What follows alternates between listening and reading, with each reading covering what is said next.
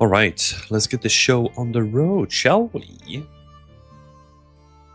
Hello, everybody. How are you all doing? You might think that it's night where I'm at, but it's not. It is just freaking hot. So I hope everyone is staying safe, taking the necessary precautions, and drinking enough water. Because, oh my god, it is burning out there. I think today we're going to hit up to like 39 degrees or something like that, which is crazy. Even with like a portable AC unit behind me, it is still like really warm in this room. Not as bad as outside, but yeah, crazy, Jesus. So yeah, I've been finicking around with like getting the AC like all set up and making sure that everything is as tight as it can be because I don't want any heat. And then also it doesn't help that we are live streaming now with PC just blasting hot air in the room as well. So yeah, a nice combination of all things. So who knows how long the stream will be?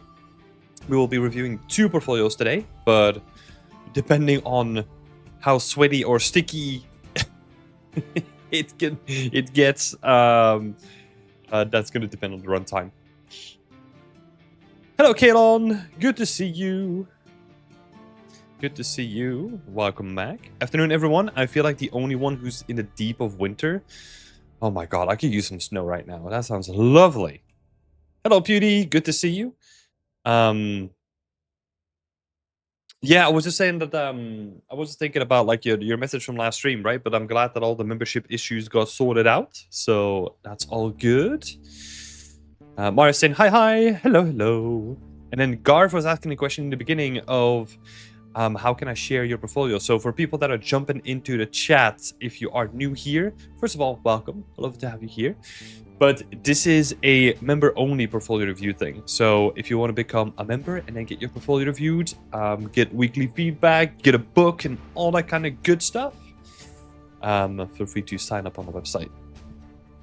But yeah, I hope you liked our little preview of the stream. I've been tinkering around with some stuff. So now what happens is that I get to pick people from the community when they share their art, and I will have it on the screen in front of the stream. So every stream, if enough people submit their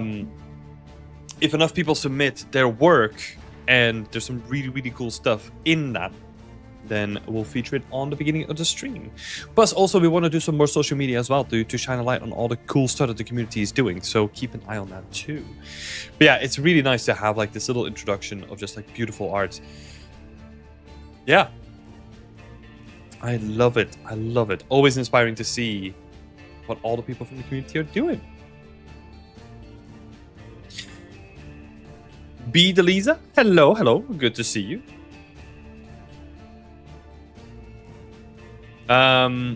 Beauty saying, yeah, I found out I need to change my Discord name into BE Dashboard. Oh, okay. Yeah. That's the thing. Sometimes what I do, and this is very sneaky, sometimes when I know that people have filled in the wrong Discord name, I'll change it for them in the background without them noticing. Because the thing is, it's really confusing with Discord, because Discord had this like very old like naming convention where it was like hashtag and like 4 digits, right? Like the old naming convention. Then they changed it to the new one. A lot of people still assume that the old one is in effect where it's not. So a lot of people get confused by that as well. But yeah, I don't know what was the issue with yours, but yeah, glad it got solved. But yes. What else has been happening? Yesterday was a good productive day. I had a couple of mentorships that were really interesting. We talked about some like really deep. We had some deep conversations. What is interesting is that what I'm encountering a lot is a lot of overthinking. And I'm not sure how to give like proper advice against that, which is interesting because I encounter it so many times that I'm like, okay, I need to really dive into like actionable steps on how to stop that from happening, right? Or like how to mitigate it. Because sure, I can give you some ideas on what I would do, right? Or how I would kind of manage it. But I think what works for me doesn't work for like anyone else, right? So I don't know if anyone in the chat has any tips on like overthinking and how to potentially even stop it. Yeah, maybe there's someone in the chat who has like had issues with that before, and maybe they're like, oh, what worked for me was this, or what worked for me was this. I would love to hear it because I'm all ears on the topic.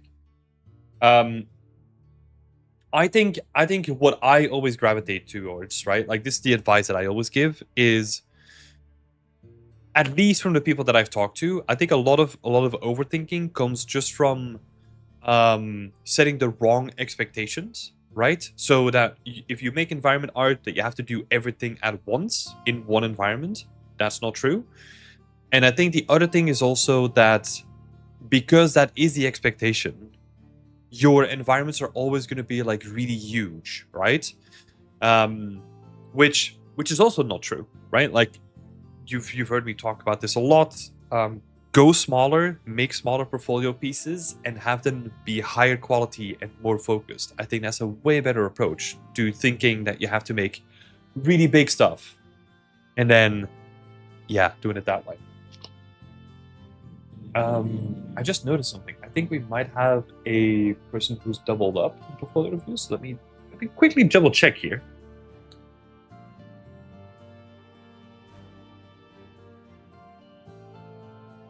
Yeah, okay. Okay. So that means that we are gonna be skipping one person today. Let's have a look. Sorry, I just noticed this. So actually just them. Can I like unpublish? Yeah. There we go. Okay, let's see. Sorry for that. I knew that it was like familiar territory.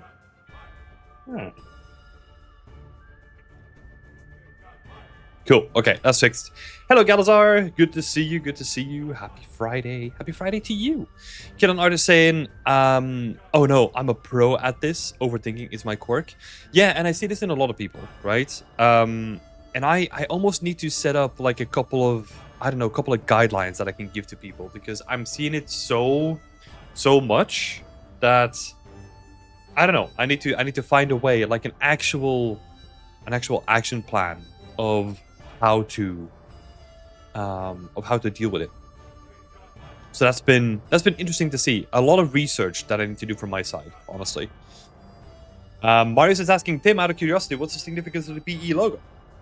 That's a good question. I think I said this before, but the BE logo is basically you looking out of a tunnel onto the next mountain, signifying that you have to push beyond your current extent of your skill set. That's what it came down to.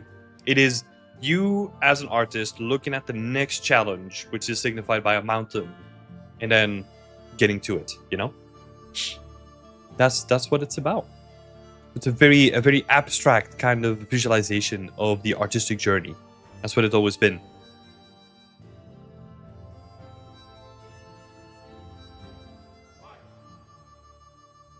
Oh, it's honestly very nice. Thank you.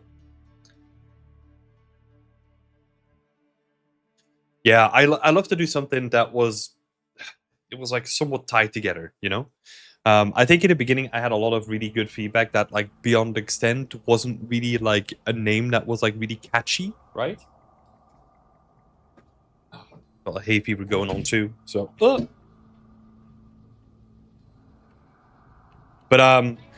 you know, I think when it comes to names, I think it's more about like what you add to the name and what you attach to the name rather than what the name actually stands for, right? Because I started thinking about this. Like if you really think about, let's say you cleanse your mind and you think about like names of like more common things that we're used to, right? Facebook. Facebook is not a nice name by itself, right? But it became like a household name just because like it got attached to something, right? Same with Twitter. I don't know. You know, like you can make the argument for like a lot of these cases, I feel.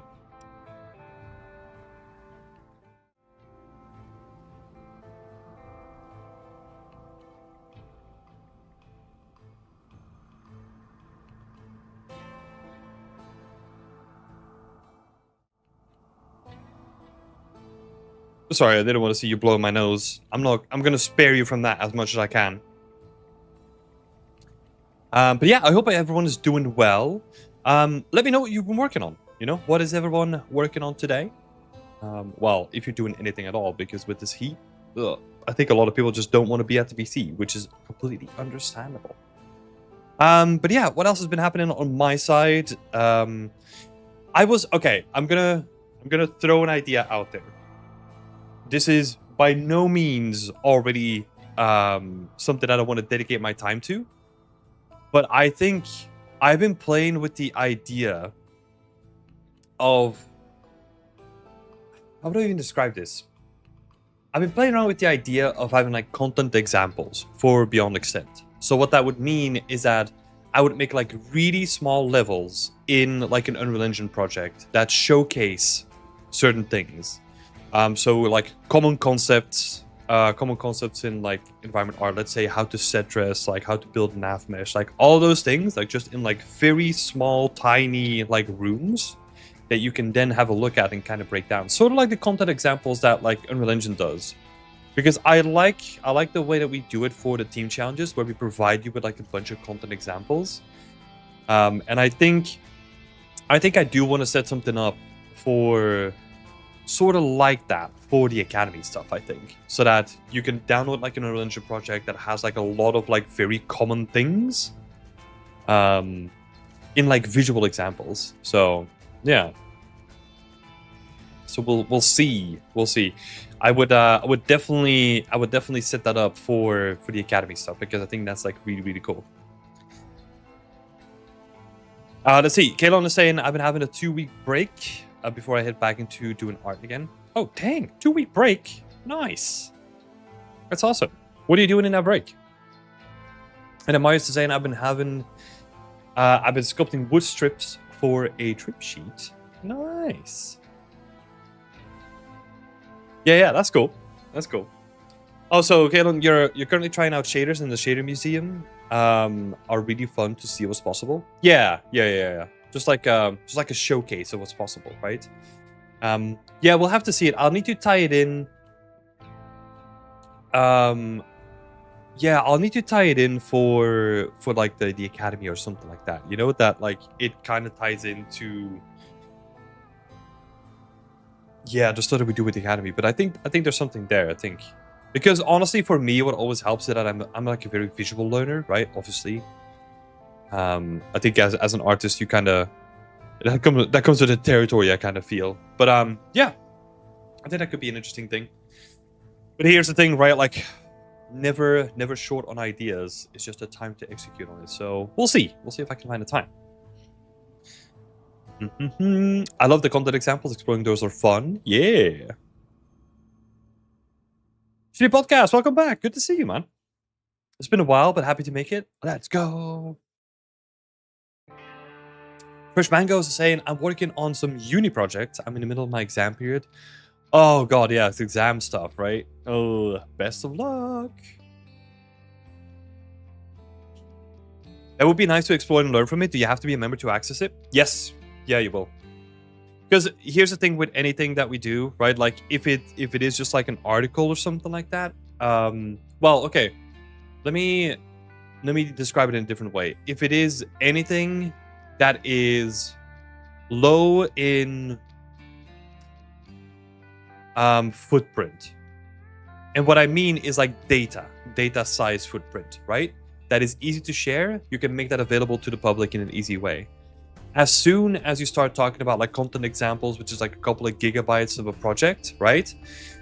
You then need to keep in mind that if a lot of people start downloading that, you end up paying for a lot of traffic and a lot of storage on your side as well. So that would be like the main way to make sure that we basically don't lose money from it, like the business behind it, of course. Yeah, but we'll see. Maybe there's some future opportunities there, right? Like that we can, I don't know, we'll have to see in the future. I don't know yet. I don't know. There's some other stuff that we want to do for free though. that we have in the plans. But yeah, time. That's super cool. I learned a lot from just ripping the project apart from the team challenges. Yay! Yes. Yeah, I think that's kind of where I got the idea started, you know, just having like the team challenge project, and then I started providing like content examples based on my own projects and all that kind of stuff, and gave you some shaders and things that were like really helpful. Yeah. So we're gonna continue on that idea, and then we'll see how far we can take that. Kaylon is saying, I finished a 12-month course, which needed 12-hour days, so I have been on the PC break.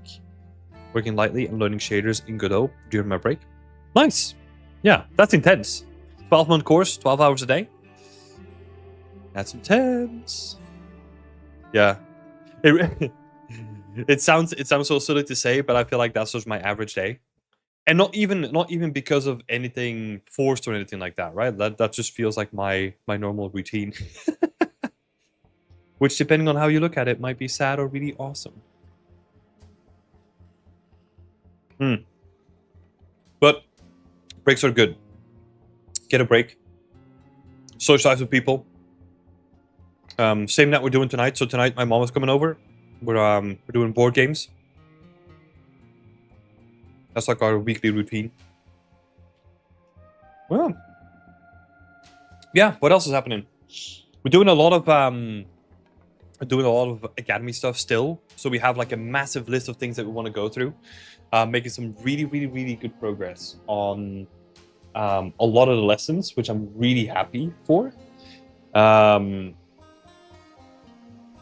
But yeah, I think what I'm gonna be doing after the stream is I have like a call with someone for like a mini mentorship, and then afterwards we're gonna get cracking on with more academy stuff.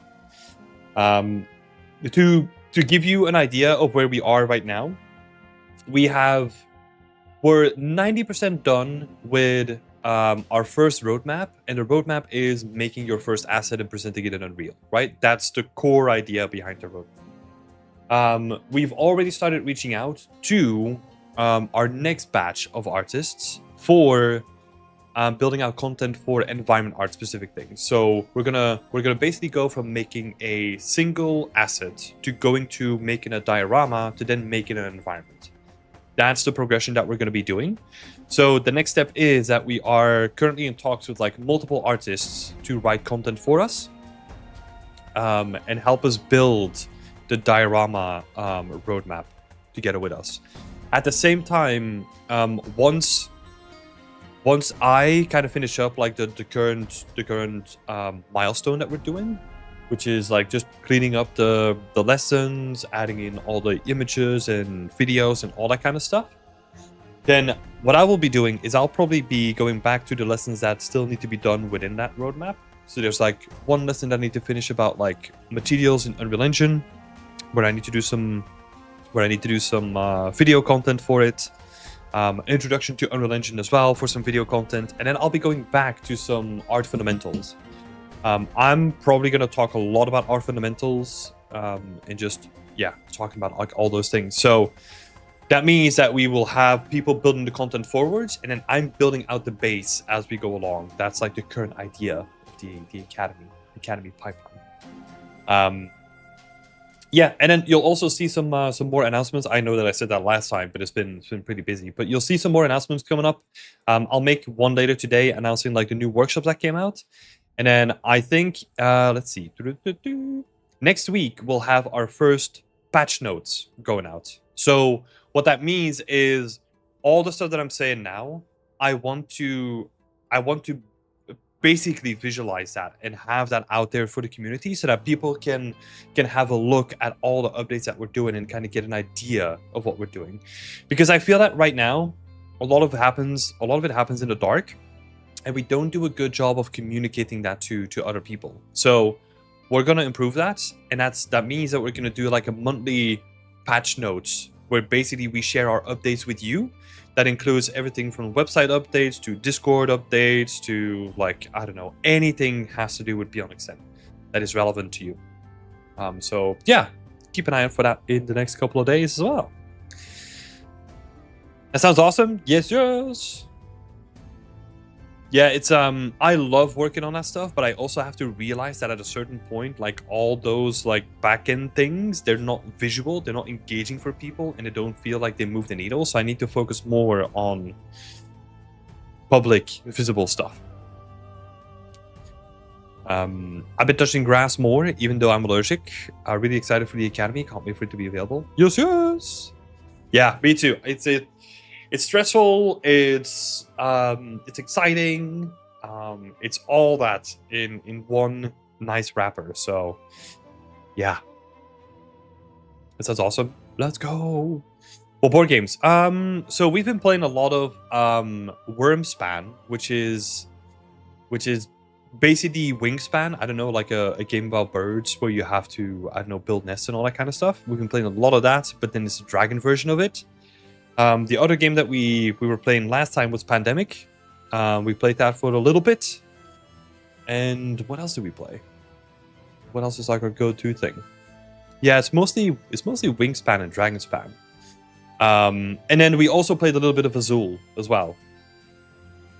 That's also a thing that was intimidating at first, but then we kind of got to grips with it like really quickly. So, yeah, those are probably going to be the games that we're going to be playing tonight.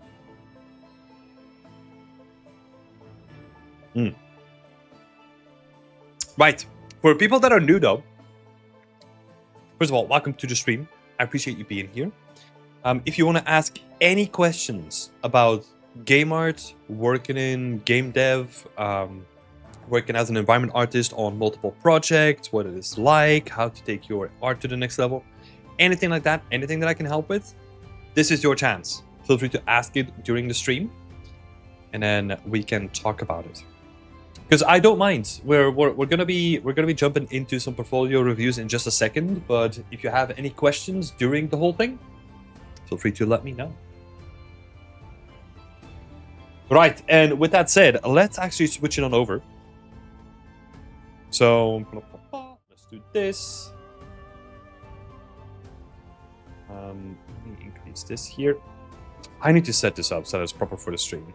I'm such an amateur streamer. Oh my god. Cool.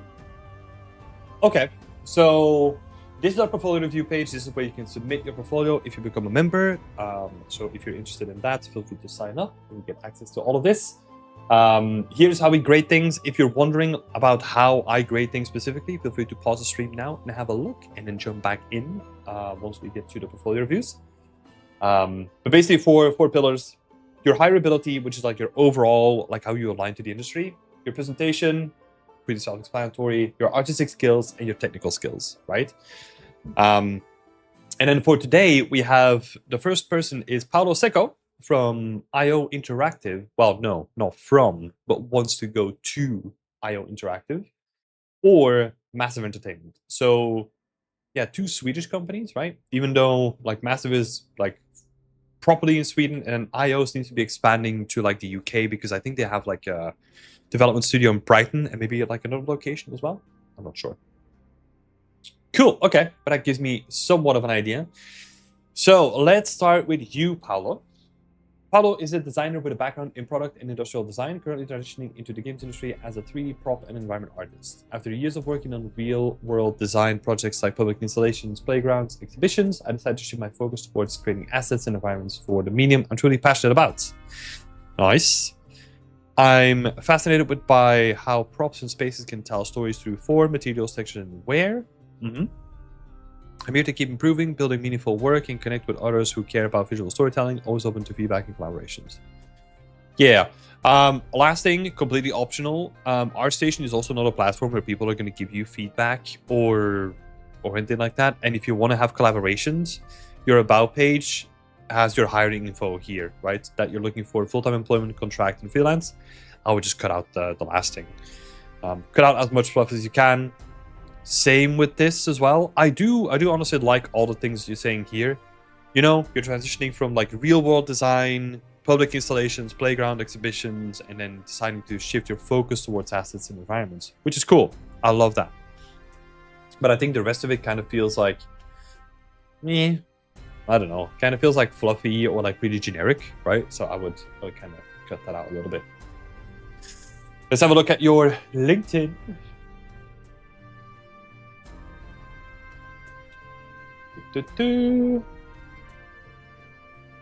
Somewhat the same. So let's see. 3D artists, prop artists for Meatball Studios in Sweden. Okay. Meatball Studios. Awesome name. Graphic designer in 3D. Master design studio. Oh, so you're still doing that as well. Cool. Right, and you have a lot of experience in industrial design as well, by the looks of it, because you started in 2010. So, yeah, a lot of experience to back it up, which is really cool. I'm curious to see how that's going to translate to your portfolio. Let's see. Then you have like your post here. What I would love, and this is something that I'll recommend to anyone, is have your CV available somewhere, right? Where I can just literally download and have it on my drive somewhere so that I can easily share with other people internally or something like that. Have that available too. I know it's pretty old school, pretty boring, but it's still good to have because you never know, right? You always want to be prepared for those things. So yeah, living in Malmö. Yes. The rest of it is looking pretty good. You're missing your ArtStation link somewhere, right? I know that you have your projects here, but I would always advise to have like a featured section where you can then have your link to your portfolio and also your PDF, your CV as like a PDF kind of thing. Just two things next to each other, making it really easy for me to just like reach out immediately, right? Or like go back to ArtStation or something. Because even if it is here, right? So you added it here.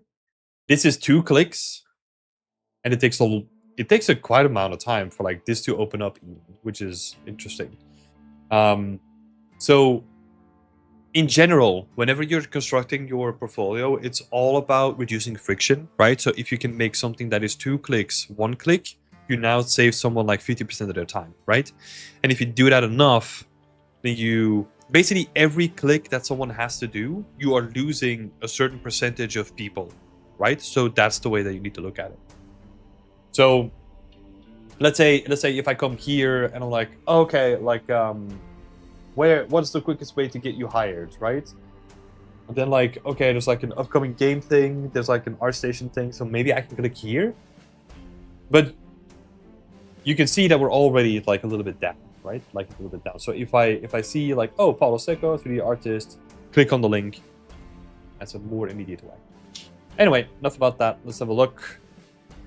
Anything else here? Blender, Maya, Modo. Nice. Got a solid background in a lot of stuff, which is cool. Let's have a look at the portfolio. Project was a deep dive into full prop creation.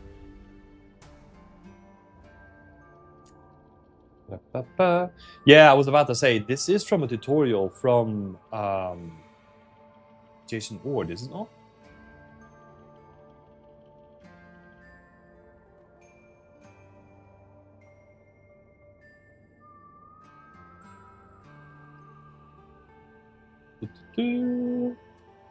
Of course, we're not going to find this.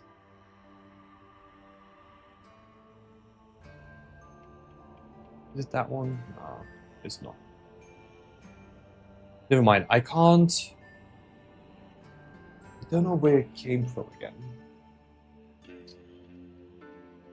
have to think. Well, but you're saying it here. So, like, a huge thank to the community and artists who shared their knowledge online. In particular, the breakdowns and tutorials by Jason Ord and Dylan Abernathy were a big inspiration for the process. Yeah. Okay. I just wanted to say here, like, if you followed a tutorial, like, almost step by step, and you're trying to replicate it, right? Always include a link to that tutorial, just as a good show of faith of just saying, like, hey, look, this is what I used. I'm being transparent. And if you then decide, like, hey, I'm going to take the concept of that tutorial and I'm then going to make something myself and apply the teachings from that tutorial, that's different, right? I just want to say that if you learn something exactly from tutorial, I would expect the link to be present in that tutorial just for the sake of transparency. Cool. I think presentation is quite nice and clean, which is pretty good.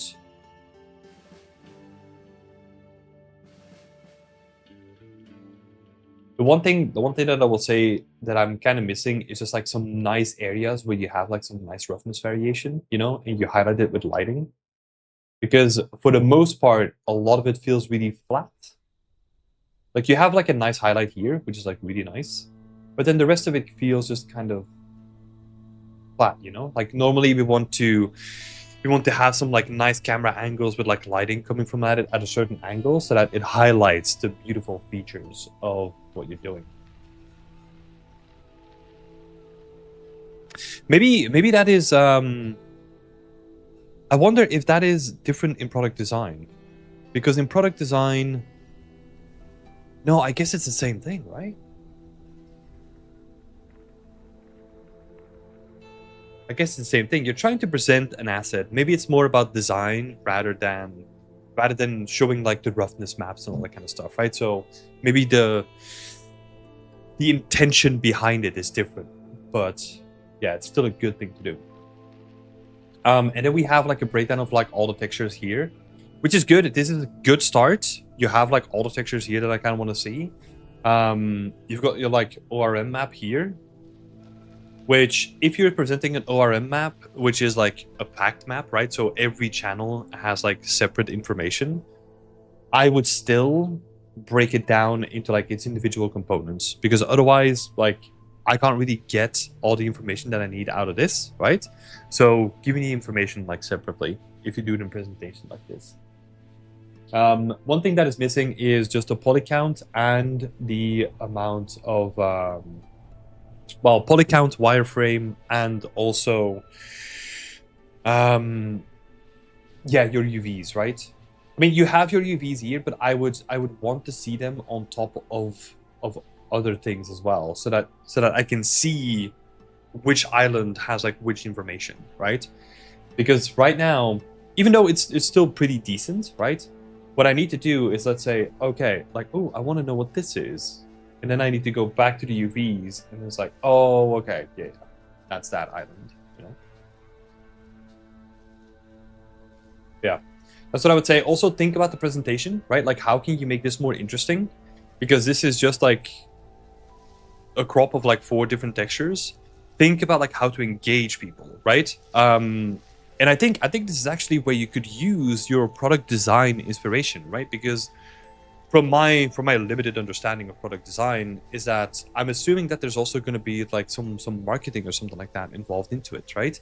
So use that knowledge to then almost sell it to a client, right? Even though the client is not a person that wants to sell the product, it is like the client now is a person who wants to hire you for your abilities, right? So they want to pay you to make this cool stuff.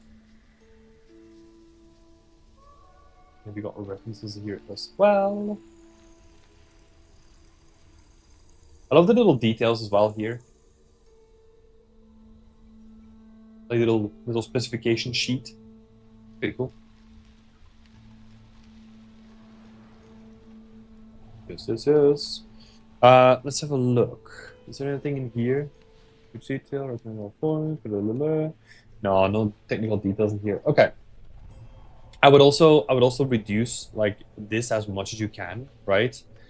It's almost like this stuff.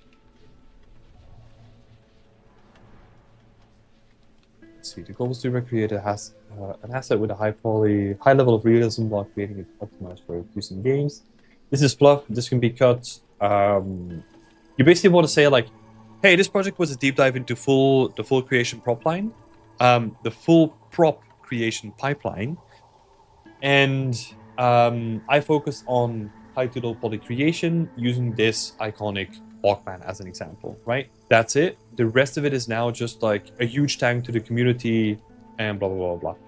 So keeping it short and simple, because again, no one's going to read this whole thing, right? Or like barely anyone is going to read this. Maybe they'll read up till here and then they're like, wow, okay, don't need to read the rest of it. So shrink information down, make it more applicable. Killen Art is asking a question. Thank you so much for the question. We'll dive into that in just a second, because that is a interesting question. Next prop here. So piece is based on a Miller's Falls number 2 hand drill. Molded in Blender, baked and rendered in Marmoset, and textured in Painter. Right?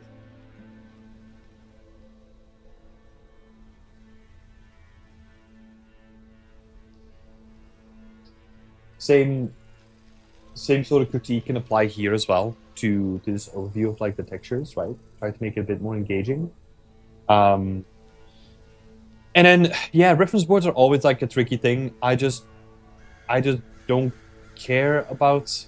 So here's my opinion on this, right? Like on reference boards on your artwork, the way my thought process behind that is always that if you share your references, the only reason why they're there is because someone else can then scrutinize the work, right?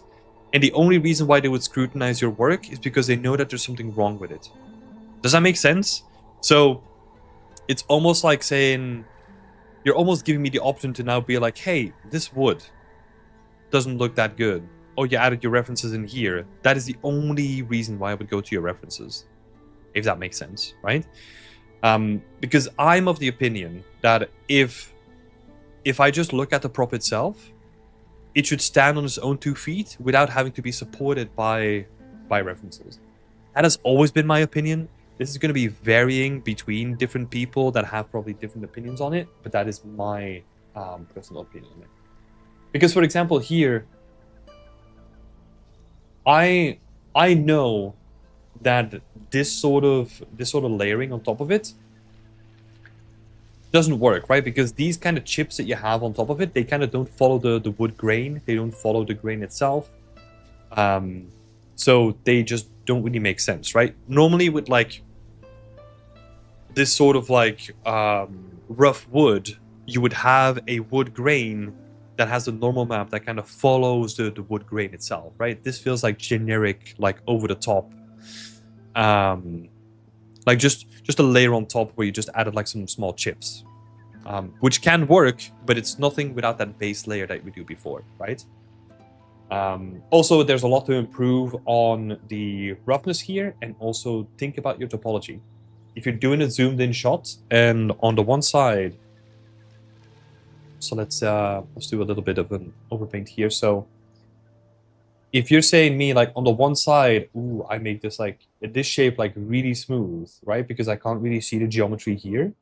But then you reduce this to like a low amount of polys. Then I'm starting asking questions of like, wait, why is that shape more important than like this one, right?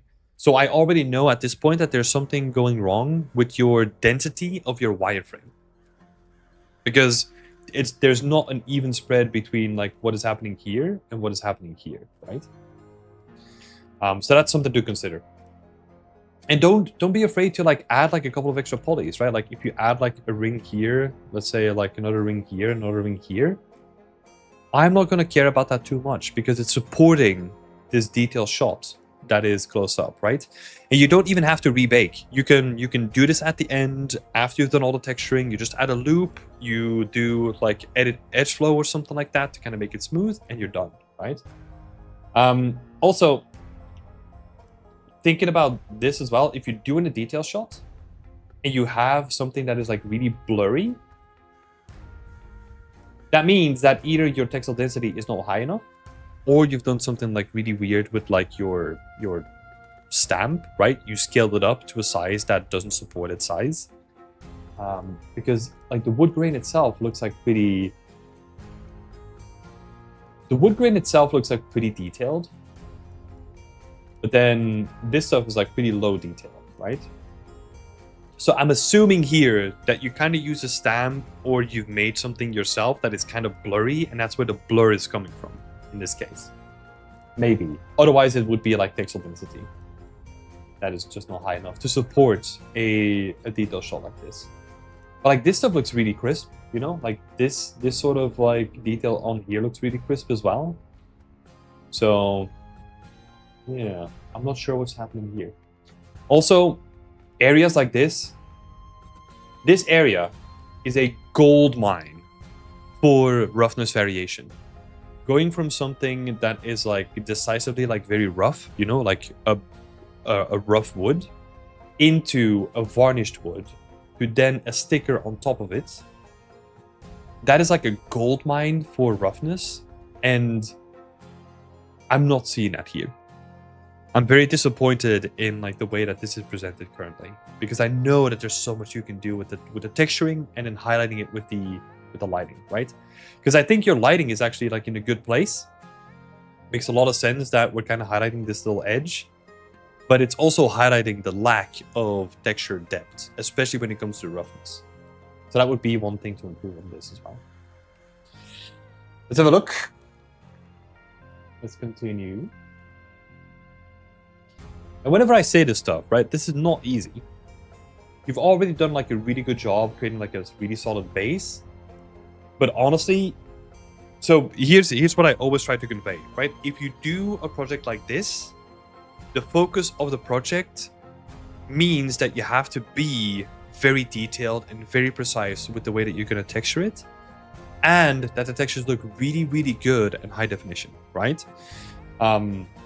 If we are making an environment, this is a great prop to just have in the environment. It will probably be like even too detailed to be in an environment, right? We can even like reduce the texture size or reduce the textile density that we assign to this prop. But because we have a prop that is like zoomed in, it's we have all these detail shots and you're highlighting all these small parts. Now you set the bar way higher because we're focusing on those things, right? Something to keep in mind.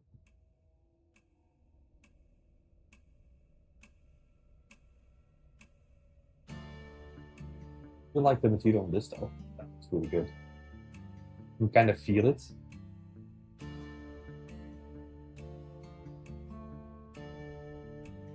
Yeah. Cool stuff. I like this presentation.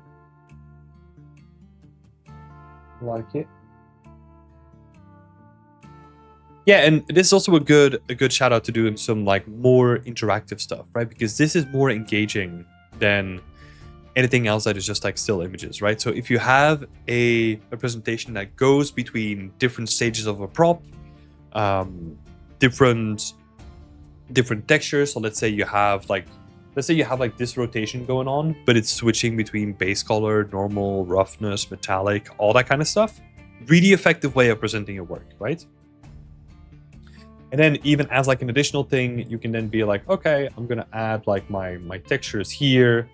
I'm gonna move the prop a little bit more to the left to give it some space. And then as I add my base color is gonna fade in. As I add my roughness is gonna fade in. That kind of stuff, right? Like more engaging presentations. Cool. Right, let's continue on. Did I see wireframe already being present?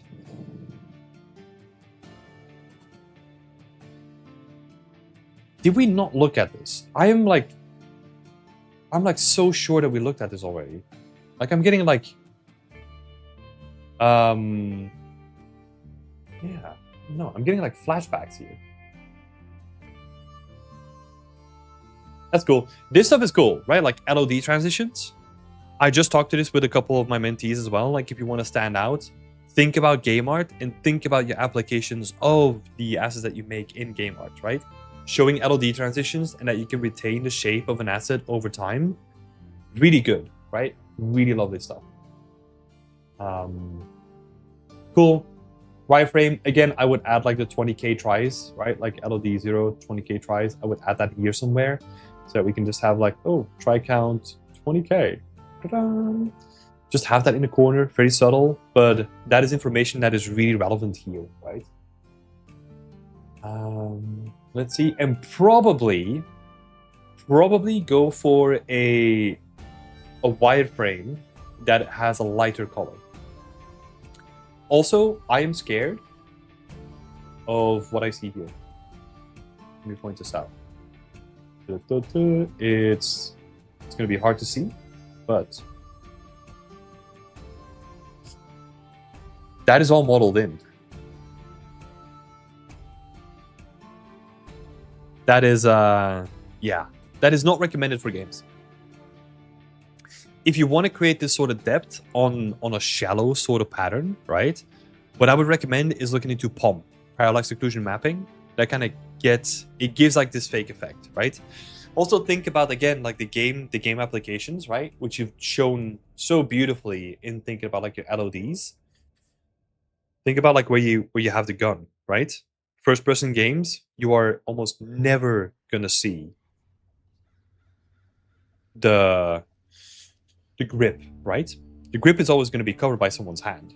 So actually in like a first person game where you want to have most of your topology is going to be here, then your second area where you want most of your topology is going to be here, right? Because it is still in your view, but it is further away from the camera. And then tertiary shapes would probably be like here, right? Because most of that stuff is not really going to be seen in like a game. So that's where I would balance the topology of my asset in this case. Right? Because think about it. You're holding it. You're literally looking at like the main reticle, right? So this area is going to be the focal point, and then secondary you're looking down the barrel, and then maybe you look at the grip sometimes when you're doing like inspect or something like that. Cool. And then we got some of these presentations. So what I do like about this is that you're thinking about the way that you're presenting your work, right? You're trying to do new stuff. That is awesome. Keep that going. Now, what I do want to say about this is that, and I have done them myself, right? I want to say this up front. I have also done these sort of presentations where you do like a 45-degree cut and you mask them out and all that kind of stuff.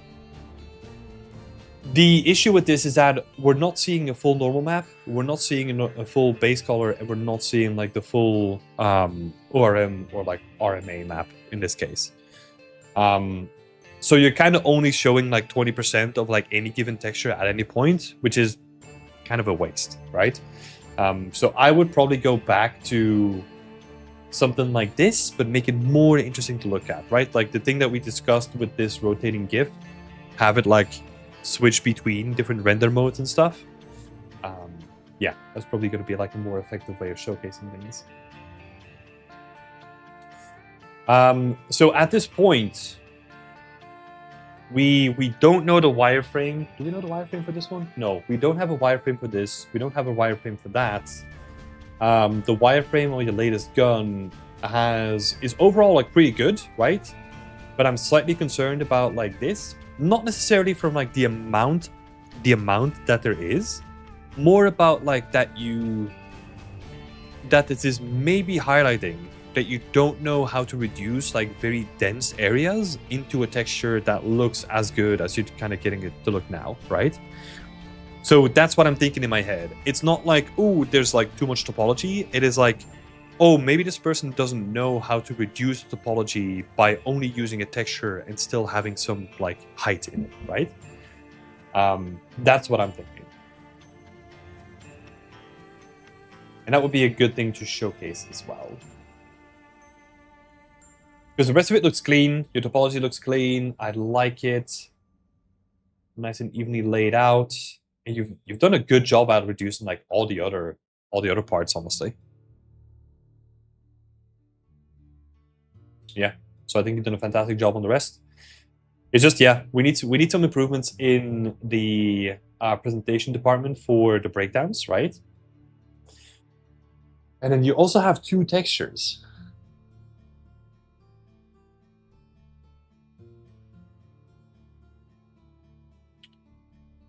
Okay, so I'll tell you what I'm trying to do now, right? I'm trying to determine if I can notice where the textures are used and in which way they are used, right? Because this is a part of the grip. That's the trigger. That's the bottom of the gun. Is that like the top? I'm assuming that's going to be the bottom. So I'm trying to determine where you used your assets, right? And I think, well, like where you use your textures. This would be a great thing to showcase, by the way. If you're using multiple texture maps, show me where you used them. I think this is the way that you use them. So you got like texture set here, and then you got like a texture set here, right? I think so, because we see like the green dots at the bottom.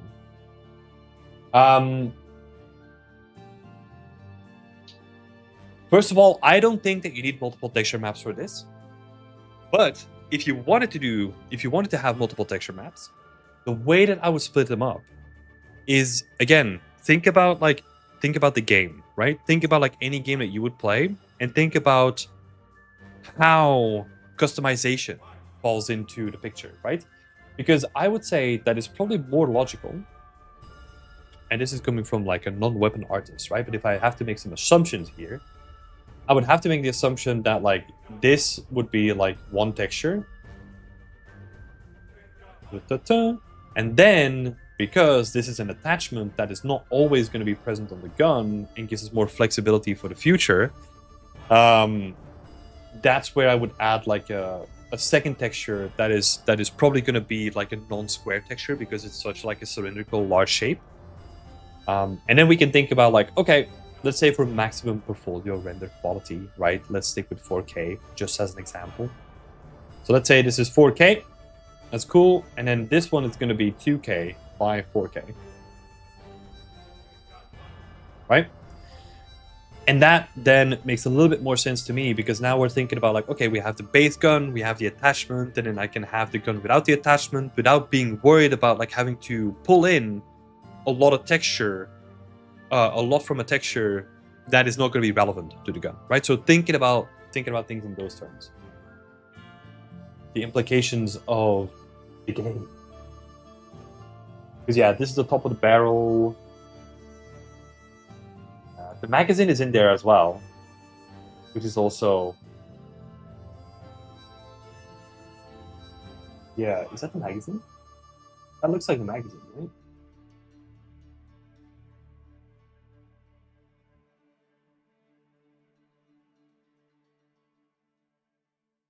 Yeah. So we got the magazine here. That's cool. Yeah, even this case, right? Like, this is the core component of the gun. Have that on one texture, and then this is going to be attachment. Have that on a separate texture. Cool.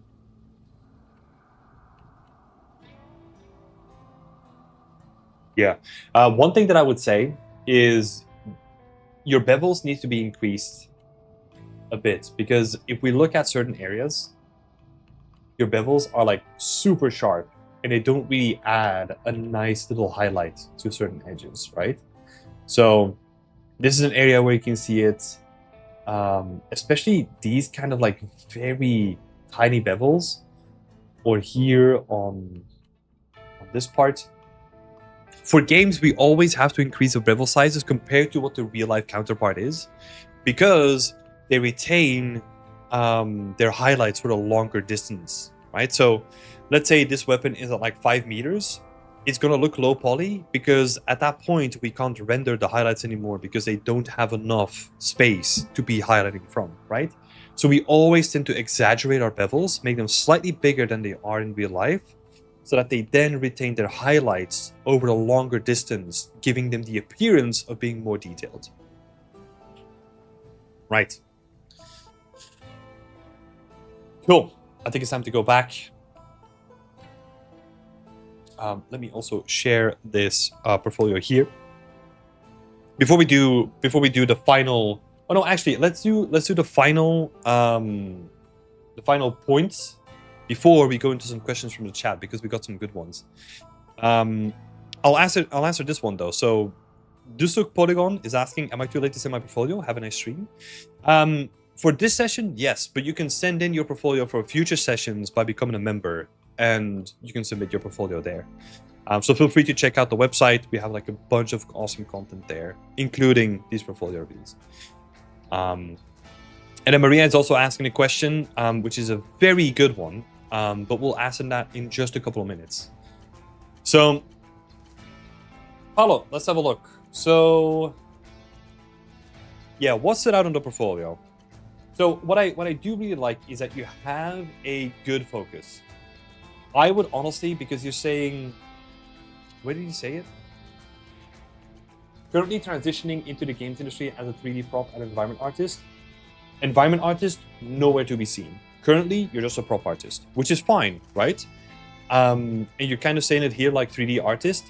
That is totally fine. If that is your niche, go for it. Don't try to become like an environment artist because you just see that happening online, right? So, because what I always do is I read what people think about themselves and then compare that with how they present themselves. And if there's a gap between the two, then I'm starting questions, right? Like I'm starting to ask some questions in my head where it's like, wait, do they really think that they're an environment artist with no environment art to show? Interesting. But so a good focus for your portfolio, right? So you're dedicating yourself to props, which is really good. Which are looking good, because overall I'm really impressed. When I say it, like your textures are looking good, your presentation is somewhat decent, right? We talk about a lot of stuff. I'm going to recap that in just a second, but yeah, your textures are going in the right direction. Your attention to detail is going in the right direction. Your modeling skills are really good. We mostly focused on like smaller stuff, right? Smaller stuff as in like, oh, occasionally add like a bit more topology here. Or instead of adding topology, try to do it with POM on the grip or stuff like that, right? Yeah, a good focus for your portfolio, dedicating yourself to your props, which are looking good. I was missing wireframes, UV, and texture sizes.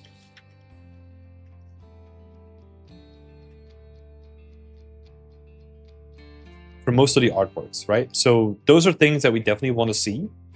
So add those on your portfolio. I think that's going to be like pretty interesting. When it comes to the presentation, oh yeah, I love this. I want to make a highlight of that too. So I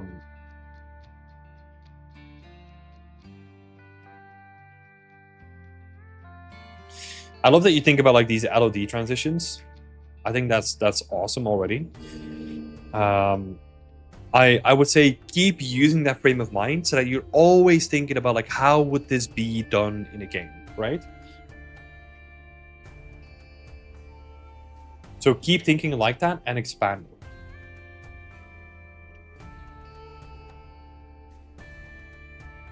Let's see. I would also say that the presentation is okay. And what I mean specifically with okay is that you're doing good lighting, you're doing something interesting. I think you can elevate it by telling a bit more of a story, right? If you're doing something that is inspired by the Splinter Cell franchise, maybe we can find like an iconic like small location or something like that. I'm not asking you to make it yourself, right? But try to tie it in even more to what they're doing, right? Or what the Splinter Cell franchise means to you. Yeah, again, like this is not bad at all, right? Like you use like a little bit of a diorama setting, already on the good track here. It's more like how do we take that to the next level then? And then we've got like these really nice breakdown shots, which look really nice.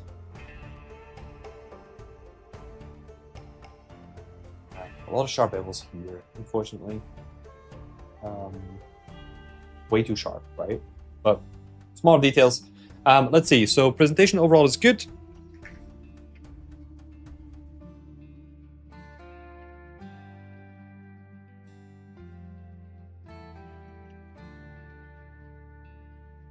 by adding, but you can definitely take it to the next level by adding more story and being way more engaging with your breakdowns, right? I think that's, it takes a little bit of time to do like proper breakdown presentations and all that kind of stuff, but I can tell you it's going to be worth it. Some projects out there just do the rounds just because they have like a really cool breakdown attached to it. Like, honestly. Okay, let's think about these things then. So presentation, I think, is decent. Of course, we have to look at the whole portfolio, whereas this from like a lighting perspective is pretty good, but pretty lackluster when it comes to the overall presentation, right? And I think you're experimenting with this, so I like where this is going. Keep that going into the future, where you start thinking about like not only the prop, but also where the prop lives and how it is attached to like the rest of the world, right?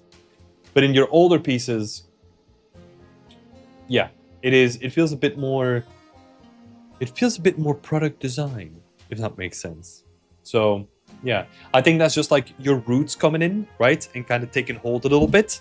Or maybe I'm reading into it too much, but that's what it feels like. So yeah, think about like how you can take the presentation to the next level, right? So yeah, presentation is already decent. You're doing good lighting. Different shots that you have are like pretty interesting. What you could also experiment with, to be fair, you do a good job of being very minimal with the amount of shots that you have, because all these shots, they're pretty good. They highlight something that is like pretty interesting to look at. So yeah, I think you got a good density of post going. So artistic skills, that's an interesting one. Because first of all, I'm not a prop person, right? So probably the wrong person to ask here. But I think overall it's pretty good. I'm expecting more complexity in the materials. I think your metal material is okay, but I think the rest of the material is like a bit lackluster. There are also like a couple of, yeah, what should you describe them? Just like the baking issues, right? Not issues, but just like the limitations where, I don't know, we need to push that to the next level a bit. Or just having like, instead of these like really sharp, like almost low poly faceting that's going on, having like a little bit of a thicker bevel in some areas. Yeah, so let's give it a 6. And then techniques. Techniques is interesting. We don't really see a lot of techniques here, right? Because I'm used to showcasing, or I'm used to focusing on like environment art stuff. So, take this with a grain of salt, I would say. Yeah, what are we gonna do here? So 6 with techniques and then bump up artistry, I think. And overall hireability. I think your overall hireability is pretty good. I was missing your CV for like easy outreach. I don't know if you have, let me quickly check here. So you have your email for outreach here, which is pretty good.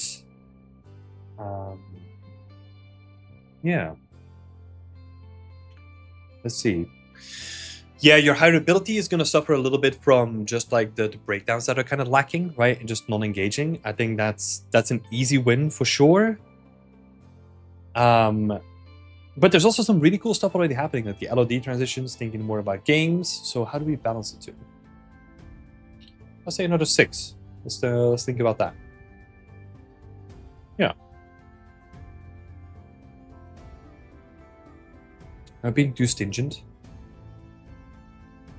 No, there's definitely some texture work that can be done, right? More attention to detail on the texture work. Especially, again, because you're presenting the detail shots of all these intricate assets, right? So the focus immediately becomes on like, okay, how good were the textures? How good is your topology up close? Like how good is your topology up close? Like how optimized were the assets, which is difficult to gauge because you don't show wireframes in a lot of cases. So yeah, there's a lot of stuff still missing.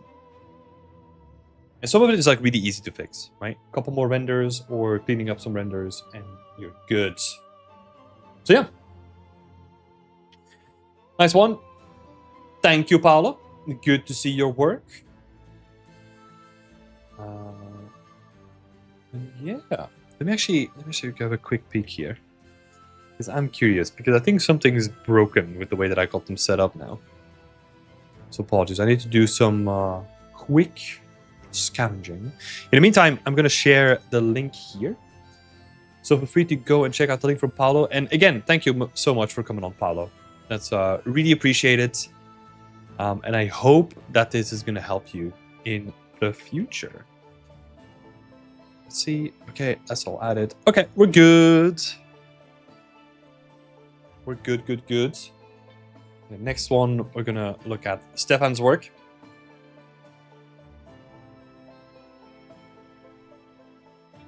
But before we do, let's switch on over just for a second, because we have some questions to talk about.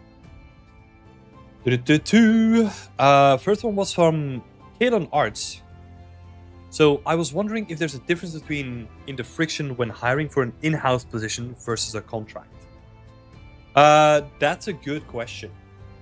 So friction, it's a very broad thing, right? Because friction can mean a lot of things in this context.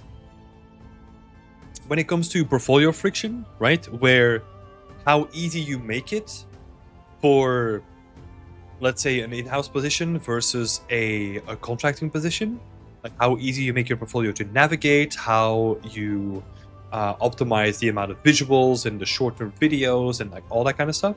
There's no difference there. No difference there. Where there is friction, the difference in friction between, let's say, an in-house position versus a contract position is that there's usually more friction with an in-house position, because they need to usually relocate you to that position. And then, you know, that relocation comes with like a budget that's allocated to you. Maybe they need to look for like a temporary house or something like that. And most of the time, in-house positions, they really quickly go to being permanent, or sometimes they are just permanent. Where a contract position is way easier, because a contract position is literally just like, hey, we need someone, you're looking good, okay, cool, welcome on board, you know? But this is where it gets tricky though, because you can have in-house positions that are also contracts. That's where it gets confusing. For example, whenever I join a company, right? So let's say I joined like Ubisoft or Playgrounds, it always worked in the same way, where I was supposed to relocate to their site to work in-house, but it always started out as a contract-based position, right? It was not permanent from the beginning. So yeah, that's a big difference. I mean, we can talk about that stuff also. If you want to ask more questions about that, feel free to do so. Maria is asking a question: is it better for us to delete old posts that aren't impressive at all from your art station, or should we keep it to showcase our growth? Nope, I don't believe in the growth like thingy. I am fully on board with culling your work to the best possible degree so that you only showcase the thing that you can do the most, right? Later, if you're like a senior or like a mid in the industry, or like a senior or a mid or something like that, right?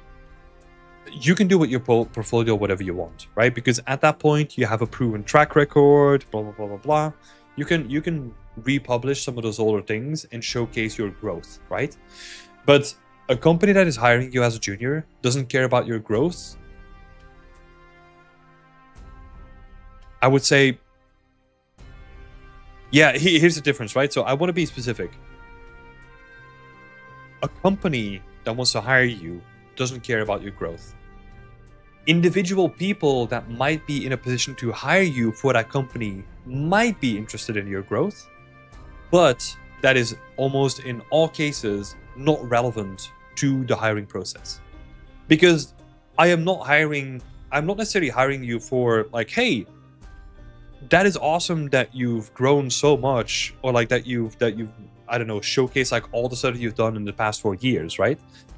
I am hiring you for what you can do right now and how you can contribute effectively to the project that we're building, right? The only excuse, or not an excuse, the only way that I could kind of see the growth analogy kind of making sense in a portfolio is when it is really quick. So let's say you go from like really shitty stuff in like to like amazing game ready stuff in like a year, then I'm like, oh shit, we're dealing with a person who learns really quick, you know. But still, I think that for most people, again, including myself, that sort of speed and how impressive that speed is just not gonna be doable.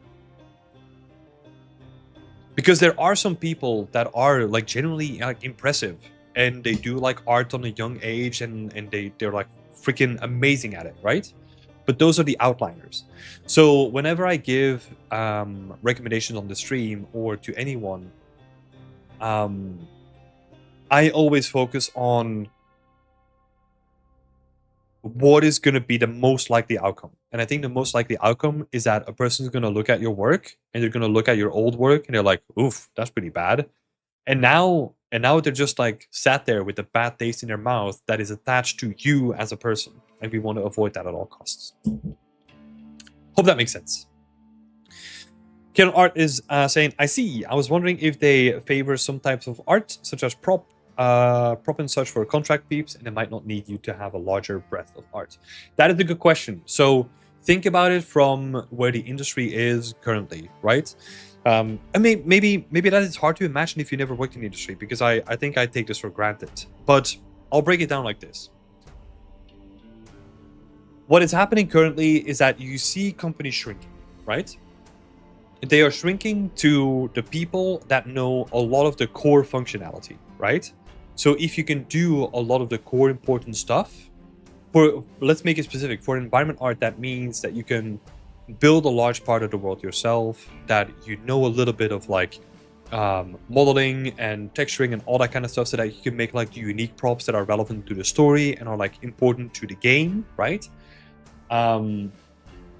So yeah, the most important things to the story and to the product at large, those are the people that they're going to keep in the house, right?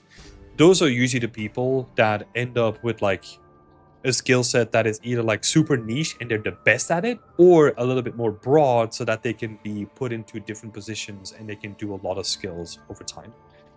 I would make the argument that what we're seeing now in a lot of companies is that a lot of companies are going to like way smaller teams, which by design kind of factors in that you need to wear more hats as a single person, right? But yeah, that's a tricky one. Because I do have to be careful with that though, because I don't think specialization in AAA is going to go anywhere. So yeah. That being said, now look at the opposite perspective, right? As a contractor, or if you're working for outsource or codev, you are going to work on stuff that is not that important to the story or to the game, but needs to be there because you want the game to have a certain prestige, right? Which means that if you look at most outsourcing studios, what do? They do prop work, because prop work is really easy to outsource. You can just literally send like anyone a PDF saying like, hey, I want this, I want that to be like 2K textures, have fun, make it, and talk to me in 2 weeks when you want feedback, right? That's the sort of work that is like really easy to outsource. And then you have something in between where there's like co-development, right? So those are like things where a company will outsource a certain section of their game to a co-development studio that is then going to be responsible for that specific section of that game, which might then also include more environment artwork. But for outsourcing, it's most likely that you're going to be doing a lot of props compared to environments. I hope that answers your question, because I think I kind of deviated from your question a little bit. So feel free to ask a follow-up.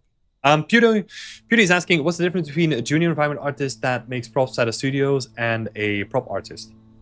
What is the difference between? Hey, Stefan just got here. Right on time. It's me next. Yes, it is. Let's see. What is the difference between a junior environment artist who makes props at a studio and a prop artist? The difference there is going to be the attention to detail to the props, I'm assuming. This is where it gets a little bit tricky, right? Because sometimes some companies will just say like, hey, you're an environment artist or you're a 3D artist. And then depending on your skills, you get to do the thing that you're best at, right? But in your example, if you have a junior environment artist that is also making props, that means that their props are going to be less in quality compared to a prop artist who focused most of their time on it, right? That's the difference. Hello, Artyom. Good to see you.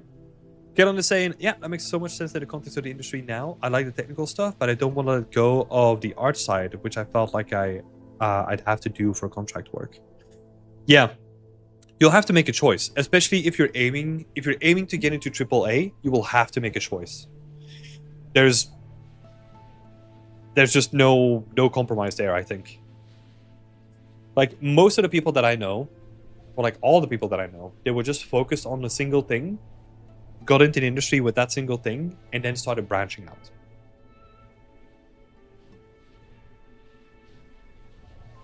Hey, Serious Sam, good to see you. Sorry, I saw you popping in earlier. I missed your hello. Yeah, I'm doing good, man. Doing good. Hope you're doing good as well. Yeah, it is yeah, it is interesting because a lot of people have like very diverse interests, right? But that's not what AAA games are looking for, and that's something that you'll have to give up at a certain point. Because yeah, you're always going to kind of lose out to a person who's going to be more niche or more specialized if they're looking to get into AAA compared to you who's trying to do like multiple things at the same time, right? I would even make the argument that if a company hires a junior environment artist who makes props, that they're not really doing props most of the time. Okay, I'll give an example. So, when I was at Ubisoft, I was a senior environment artist / prop artist, right? So technically, you would expect me to do like 50% of like both of the things, right? Not true. I think I could make props, and most of the people that were in the same team with the similar titles, they could make a prop. But the actual real thing that we did was we would make blockouts and maybe get feedback on props, but we wouldn't make props from like beginning to end, right? Because if you think about it, and this is very much dependent on the studio that you want to work for, right? But let's say Ubisoft, the focus is not on a single prop, the focus is on a world. So the people that work internally within Ubisoft, they're focused on building a world, not single props. The vast majority of them, right? Does that mean that they don't have prop artists? No, they do. They do. And they have like architecture artists and all that kind of stuff. But the vast majority of the team is focused on making a world, right?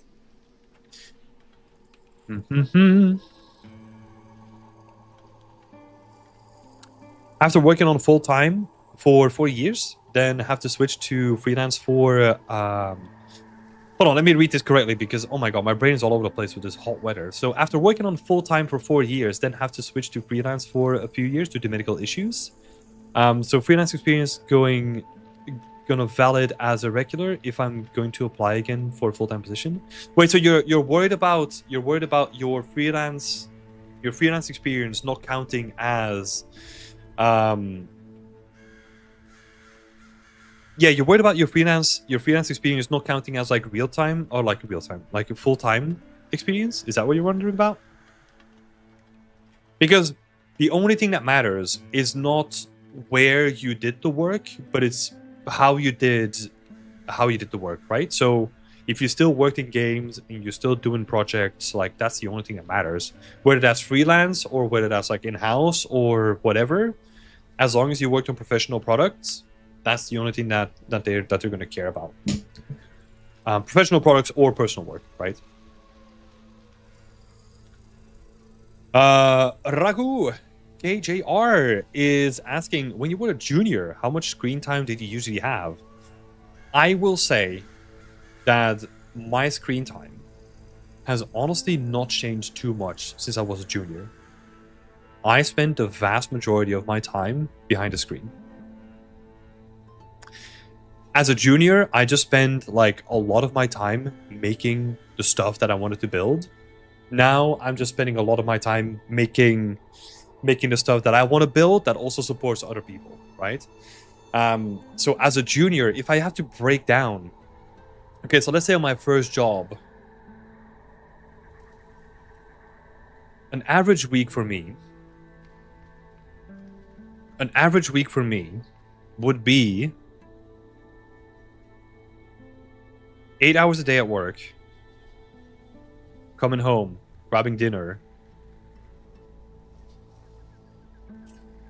I don't know, like how would I quantify that? Like 6 hours a day, like after sometimes? It would kind of depend, right? Because like sometimes you would go out with like colleagues and friends and all that kind of stuff, but I would spend a lot of time just behind my PC because I was addicted. I was addicted to just making better environment art. I was genuinely addicted. Most of the time, what I was also doing was I would work, I would come home, and I would do challenges. I would do like ArtStation challenges. I think I've done 3 of them. I would do like a bunch of other stuff too. I would do poly count challenges. I would do like all this kind of stuff, you know? So I was always busy. So yeah, I spent a lot of time behind my screen. 17 hours a day. Yeah, I don't think you're gonna be wrong with that. But here's the thing. I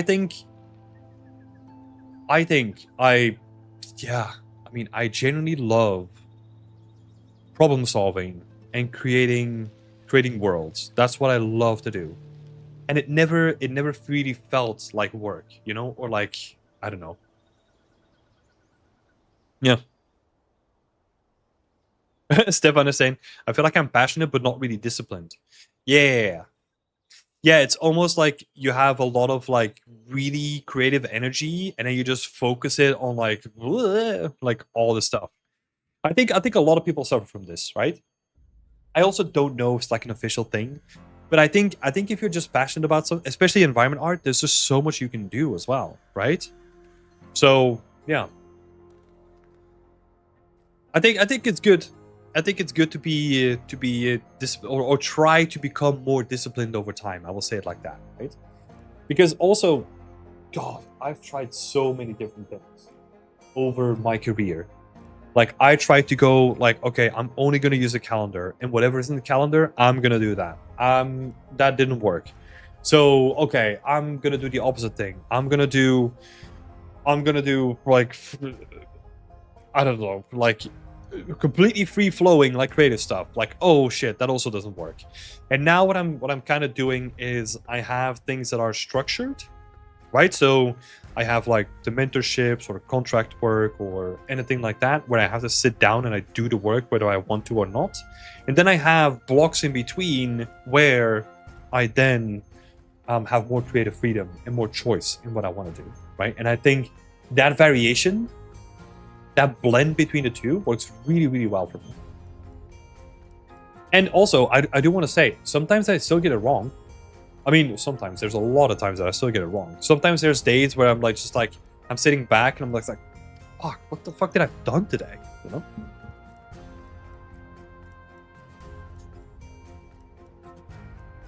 Conceptual vision is saying if it's ADHD, your brain gets easily overwhelmed, that leads to procrastination, which is a clue to look for and try to manage. Well, I don't want to speak out of turn. I have no idea, right? But I think ADHD can manifest in like a multitude of things, no? So that's why I'm trying to be conscious about like, oh yeah, it's probably ADHD, because there's so many ways that's like a different thing attached to it. Yeah, Stefan, we talked about that in the beginning, like 80%. Let's see, but that's one of the clues to look for, where you get easily overwhelmed, which can lead to procrastination. Oh, okay. Yeah, I'll keep that to account then. Again, I don't know anything about it, right? So, Stefan is saying, I feel like 80% of the work that I do is in my brain only. Well, yeah, and we talked about this in the beginning, right? Where I think that can be an issue. Because what a lot of people do is they think a lot, they plan a lot, they think about doing a lot, and they think about thinking about doing a lot, and then it's just like, oh, they never get to the actual doing part, right? I will say for the vast majority of my time, I was the opposite. I would not think. I would just do. So if I wanted to do something, I would not think. I would fucking do it. Now, that sounds good until you start realizing that there was like a lot of stuff that I wanted to do. Which means that I have like, I don't know, like at least close to like, what is it, like 70 gigabytes of just like dead projects where I just like, I was doing stuff, but I wasn't thinking about like where it was going to go. Studio Sam is saying, our professor used to say, if you're crazy about something, then crazy discipline will give you success. Just craziness won't. Oh, yeah. Yep, 100%. Yeah, you need to be able to channel that energy, right? Because you can have a lot of fucking energy for something, but if you don't channel it in the right way, then all that energy is going to be wasted, right? Yeah, so I 100% agree. Yeah, and I think what really helped me, and I've said this a lot of times, is consistency. You know, I don't rely on my emotional state when it comes to work. I try to cut it out as much as I can. And there will be days where I don't want to work. There's a lot of days like that, and I still do work regardless.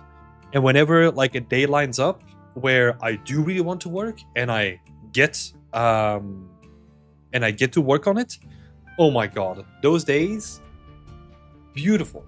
And I will usually stay up way too late, and then it will cost me like the next couple of days, just like trying to catch up on sleep.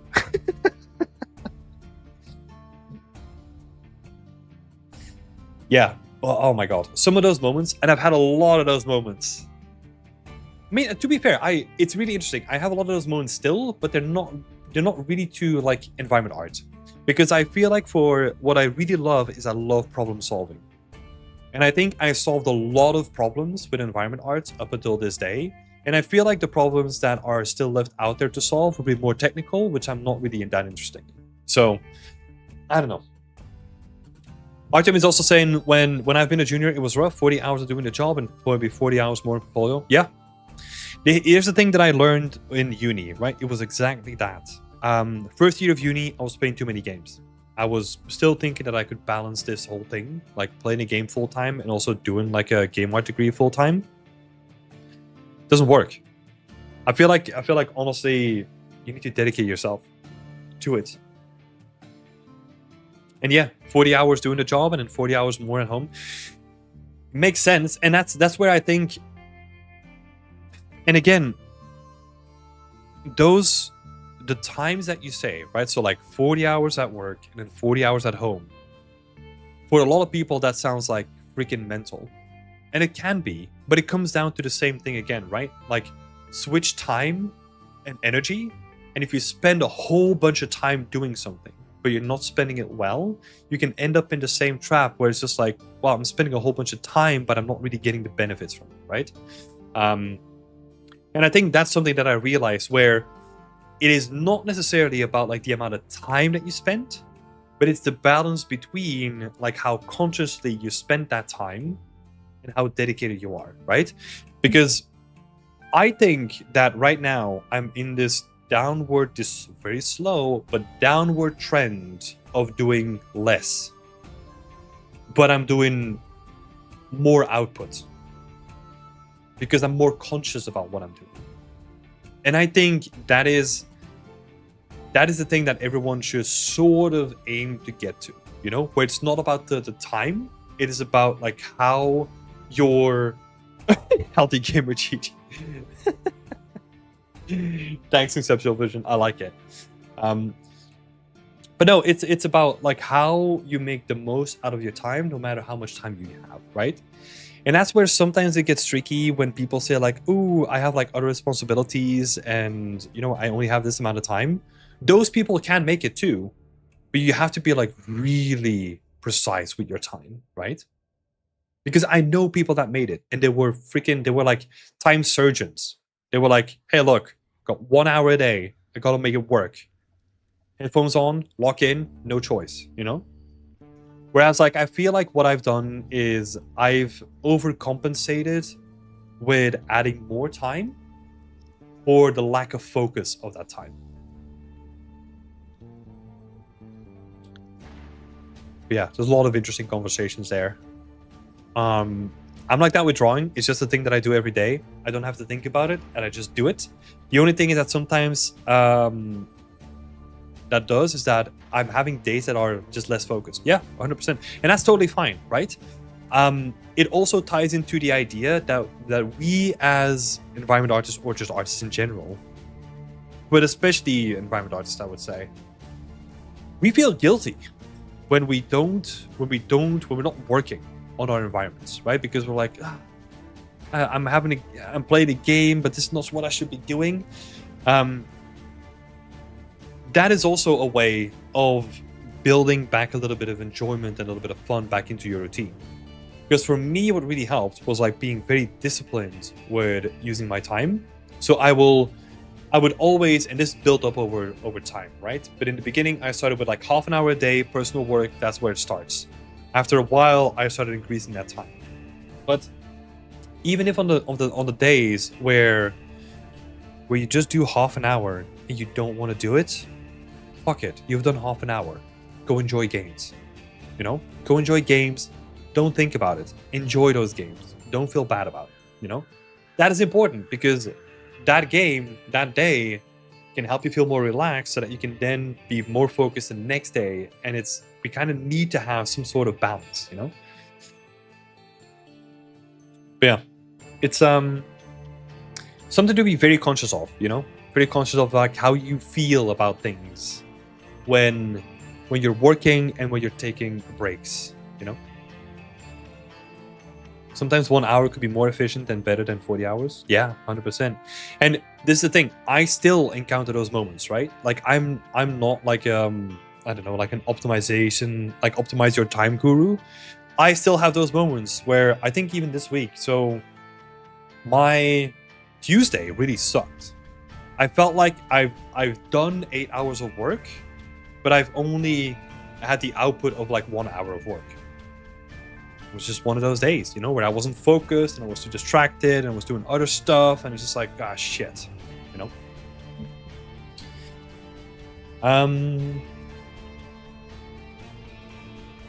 Let's see. We'll get you a question in just a second, Marius, because that's a good question as well. That's a good discussion topic. I get easy discouraged when starting a new environment because I overthink a lot and I feel dissatisfied with the idea that I came up with. Well, I'll give you 2 tips there. Smaller and use a concept. Don't try to come up with things yourself and make them as small as you can. That is a very effective way of just reducing the amount of like mental burden that you incur when even thinking about your next project.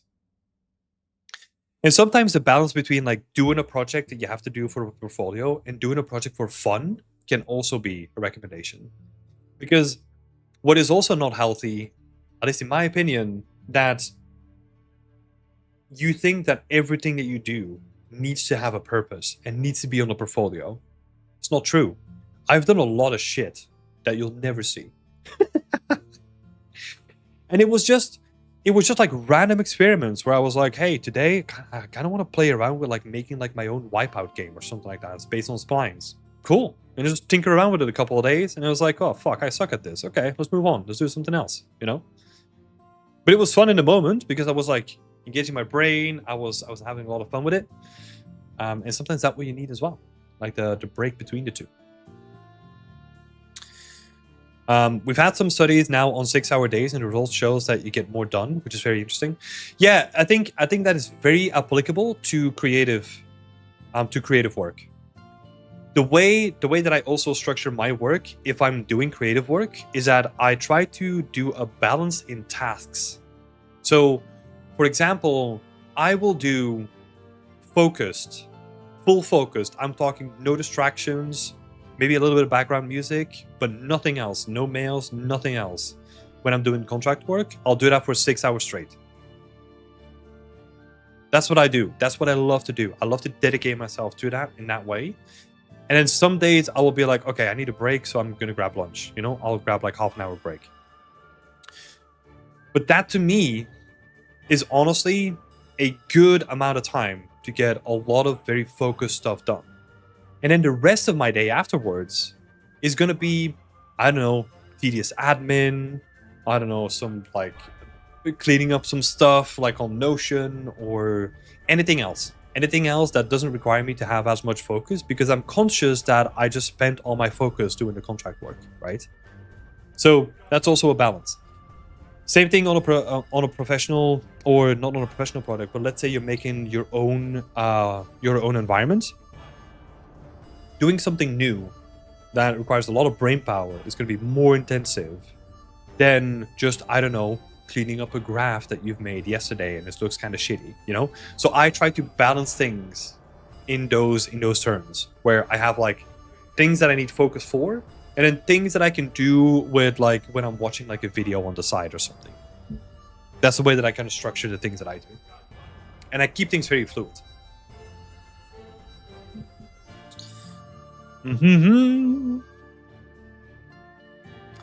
Let's see. To your question though, Marius, I think that's also a good question. Do you feel that the idea of working on games gets romanticized too much? I feel some people like the idea more than putting in the work. Yes. Very much a big issue. And I think this is something that a lot of people probably won't publicly talk about. But the idea of, I think for a lot of people, the idea of working in games is like closely correlated to playing games is still a thing that they latch onto. It's not. It is not. Making games is hard work. It is hard work. It's intense. There's a lot of back and forth. There's a lot of communication. There's a lot of like personal sacrifice that you have to make. There's a lot of, this is not an industry that's made for everyone. Just straight up. I think everyone who wants it can make it. That's what I love about this industry. But I also at the same time think that this industry is not for everyone. Because you need to put in that time. The bar is really high. Like there's almost no time to fuck around with this stuff, you know? Like you need to be very dedicated. Like I said, I think the people that have the easiest time to make it are the people that don't even think about like the amount of time that they put in. They're just doing it. They're doing it because they love it. They wake up, the first thing they do is boot up their PC, they're opening Unreal and they're playing around with stuff, you know? Those are the people that usually have the easiest time because it's second nature. This is what they wanted to do. And I think there's also a whole lot of people that sort of want to do it. They put in a ton of hard work and they get in, and then they realize like, hey, maybe this is not the thing that I want to do. You know?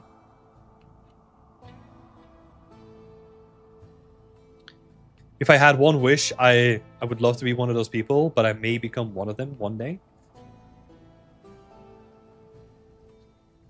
Yeah, can you become one of them? I'm trying to think about my own career, right? Don't call me out like that, Tim. But here's the thing, though. Right? Like, I sound like one of those, like, I don't know, freaking diehard gurus at the moment, right? But I think learning that about yourself, that's not the thing that you want to do, is also a good thing to learn. And I would hope that if you have to learn that lesson, that you learn it quickly. I really do. Because then you can focus the rest of your life on becoming the thing that you want to become, you know? Rather than being stuck in this thing where you're like, do I like this? Do I want to do game art? I don't know. I kind of like it, but yeah. You know? And that's what life is about. It's not about like getting into the games industry. It's about like, you know, finding the balance between like who you are as a person, what you want to do, and then finding like a way to make kind of money out of that potentially, you know? But if not, that's also fine. It's messy. Not everyone needs to become a game artist, in my opinion. I sometimes hate doing art as it becomes a job in the end eventually. I love doing it as well, but I have accepted that there will always be days that even passion becomes... Oh, yeah, but that's the thing, right? Like, even if you really like it, if you are one of those, like, really obsessed people, there are going to be days where it's just going to suck. There are going to be days where you just have to do nothing but cleanup. There are going to be, well, not even days, there might be weeks, there might be months where you're going to be doing nothing but just cleaning up topology. That's a part of it. If that is not what you dream of, right? But that is also a part of the job.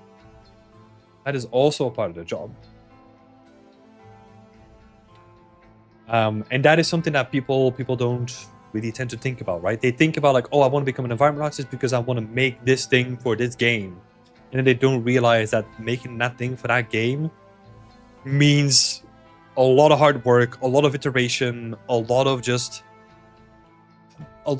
like ego pain, right? That's what I would call it, where like your art director says like, this looks currently looks like shit and we need to like take it to the next level, so we're gonna bring in another person to kind of help you out with it.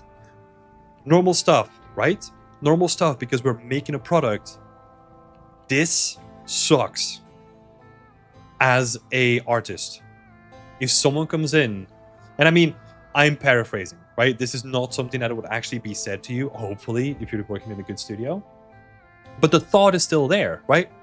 Let's say I bring this up to you in a meeting and you say like, hey, look, Tim, you're working on this for like quite a long time, and we just had like a new person join that who's like more senior than you. So we're gonna put them on your scene to kind of like help you out, right? Like, because you can learn from them and all that kind of stuff as well. Sure, you can put it in like a nice wrapper and it sounds good, but at the end of it, that means that the work that you were doing kind of sucked and someone else is coming in to fix it.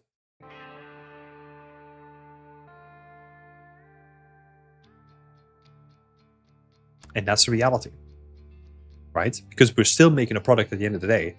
If the thing that you're working on is not up to par with the rest of the game, or is not good enough to ship, especially for AAA stuff, then yeah, it has to be improved, right?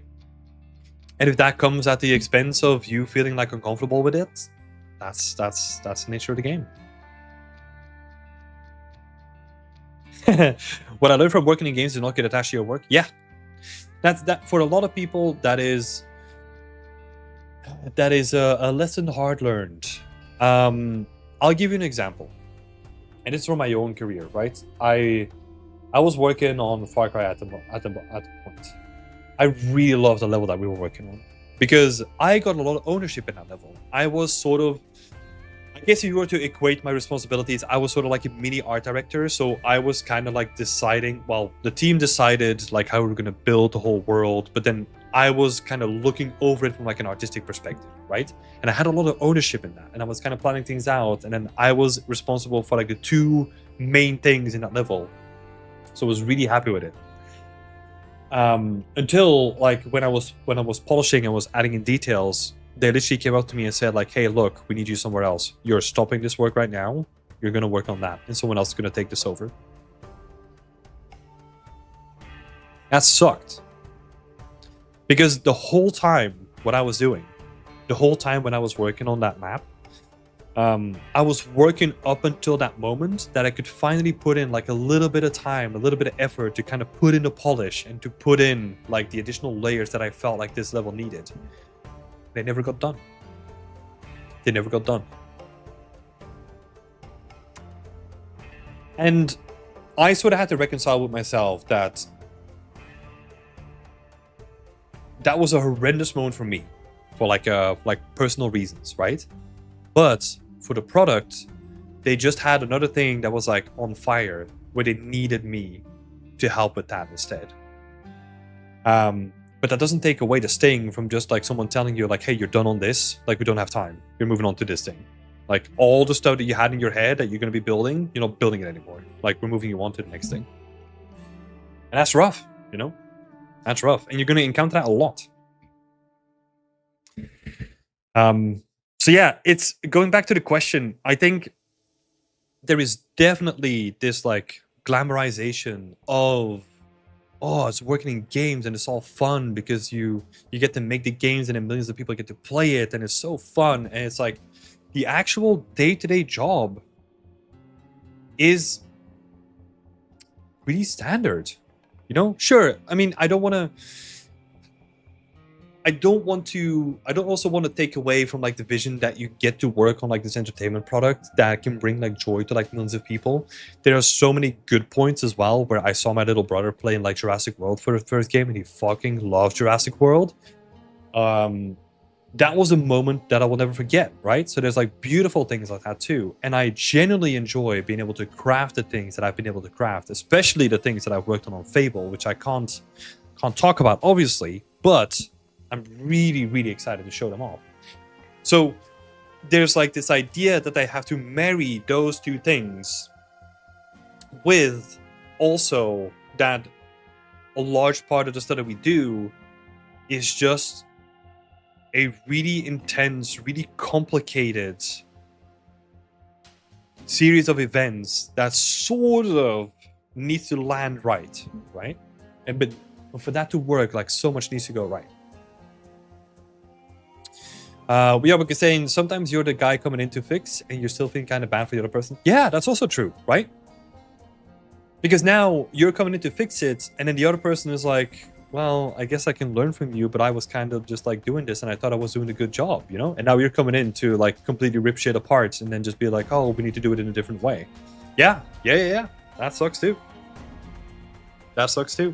Especially going back to the question where you then have a person who had this dream for the longest time, and then it's like, oh, I'm finally here, and then one of the first experiences is like, oh, this is gonna happen now?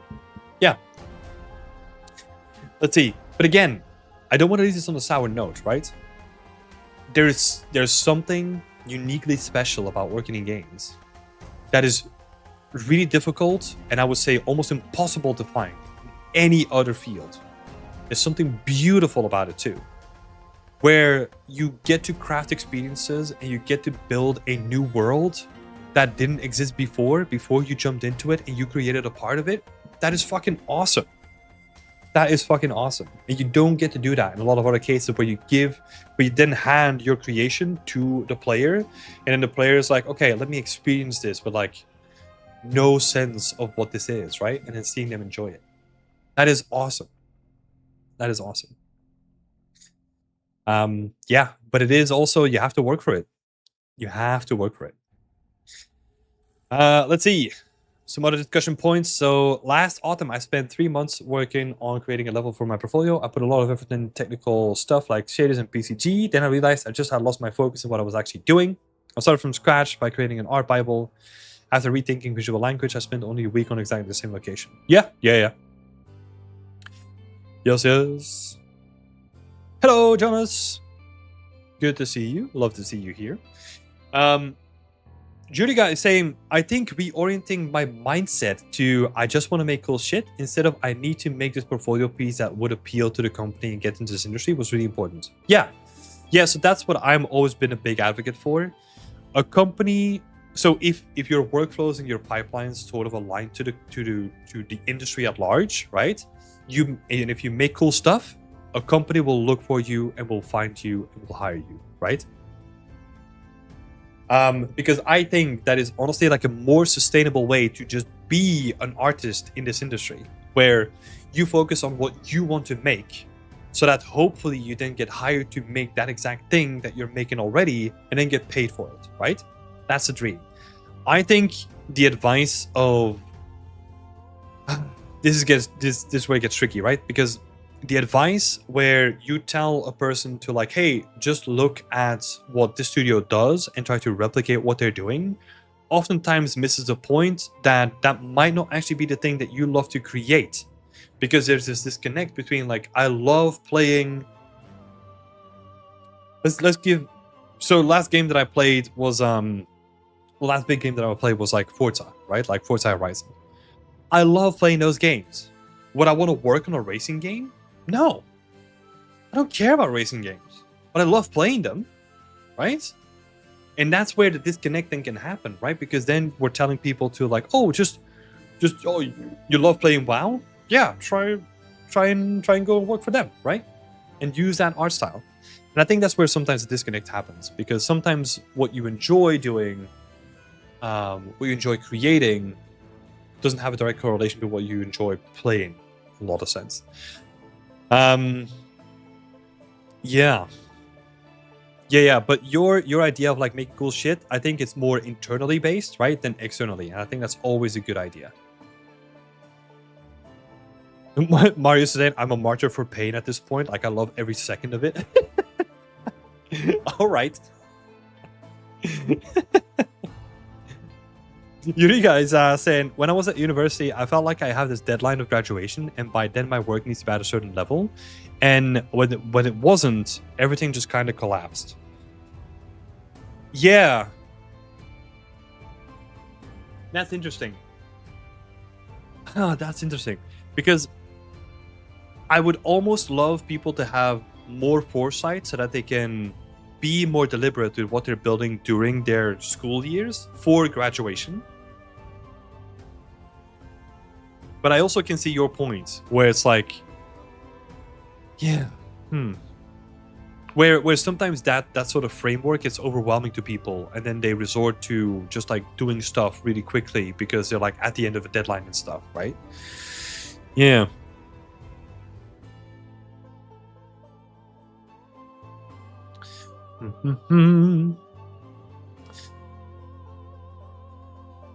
Yeah. There's a lot to go on there, right?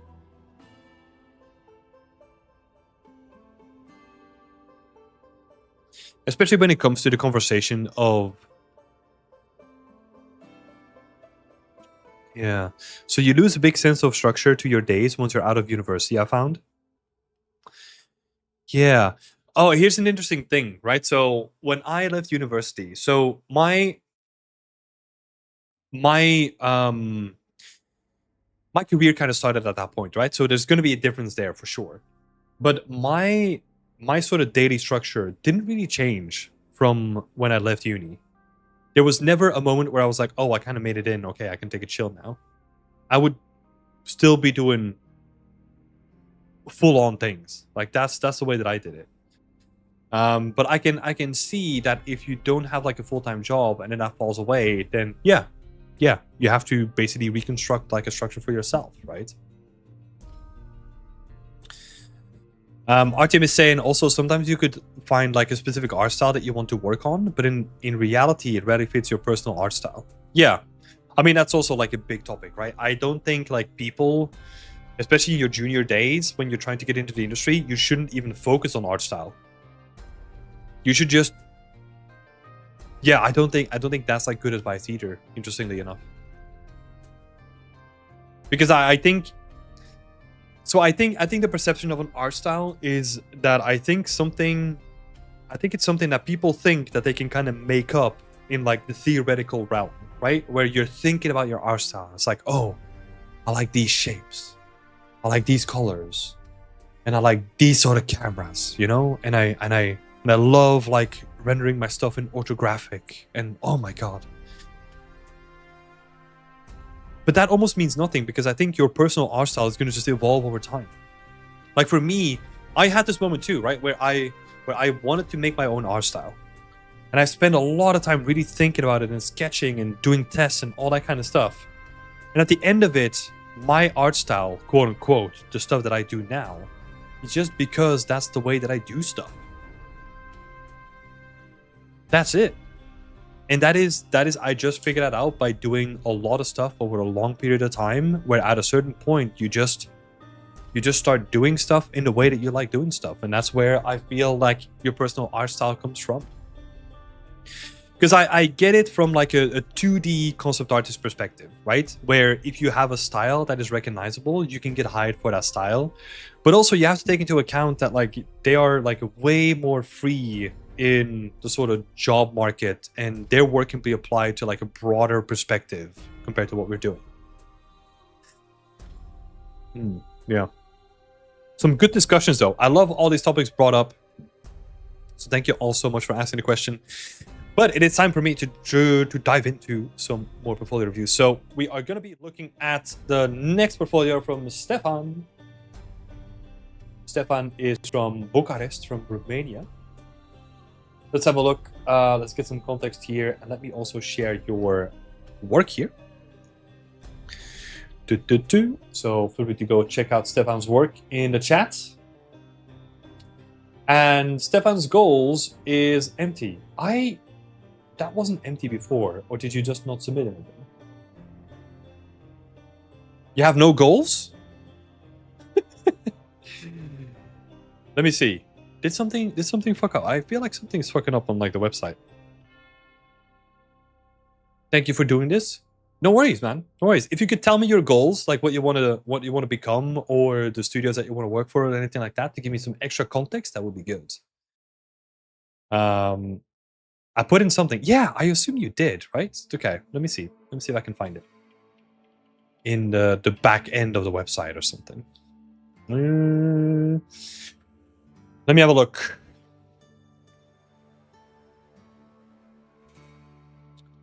Stefan.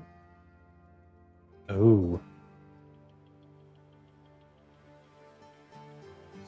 Okay, so you wanna eventually work as an environment artist for games. Do you have any sort of dream studios or something like that? I know that we just talked about this very topic, but I don't know. Could be interesting to kind of talk about like relevant things to do. And then we can kind of have a look at it. In the meantime, let's kick this off. So, passionate 3D artist with 3 years of experience in creating props, along with Urbifold Studios for Half-Life 2 Remaster, and X3 3D generalist for Wave Studio Effects in Bucharest with 3 years of experience. Wait, so with 3 years of experience in creating props along with Orbifold Studios? And then, oh, I think what you're trying to say here is like, I have 3 years of experience working for this company, and then 3 years of experience working as a 3D generalist, right?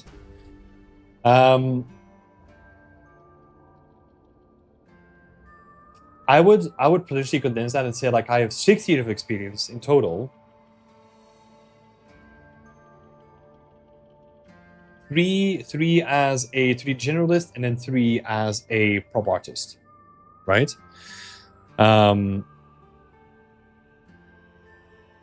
AAA realistic side, Naughty Dog, etc. I was also a 3D generalist full time and freelance on props for Half-Life at the same time. Yeah. Yeah, I'm just thinking about like the wording here, right? So if this is like 3 years, if you're doing this at the same time, that's, yeah, we can't really up that to like 6 years, right? That would make no sense. But yeah, this sort of stuff, you would probably want to put that on your CV, I would say, right? Or here, you have like your work here anyway. I think that's good, right? No. If it's at the same time, it's not 6. That's what I wanted to highlight. So if you just have your work here, keep it separate, and just say like, hey, I have 3 years of professional experience with a passion for creating props, and I'm also a 3D generalist at this studio. Something like that, so that we can make it shorter. Let's actually have a look. So I'm curious about this, because I've never seen these freelance profiles, so I'm gonna have a look at it. But first, let's have a look at your portfolio here. Hey, got your resume. Nice one. Good. The only thing, and this is not a you problem, right? The only thing that I haven't found a way around is that this is not clickable, right? And I don't want you to pay for ArtStation Pro because that's not worth it. So I'm not sure how we fix this. I need to think about that. Cool. Maybe a small thing. You have your phone number on here. I would not have your phone number publicly visible, just because of spam reasons and all that kind of stuff. Just for like personal protection, I think. Yeah, I also think that no one's ever going to call you for a job. I don't think I even know a single instance where someone got called for a job. I also noticed that, knowing that the website Made for Hiring has this issue. Oh yeah, dude, like, it's annoying. I guess because they want to force you into using like these things, right? Like these links. But no, that's cool. So doing these things at present. Oh, you're no longer working at Wave VFX then?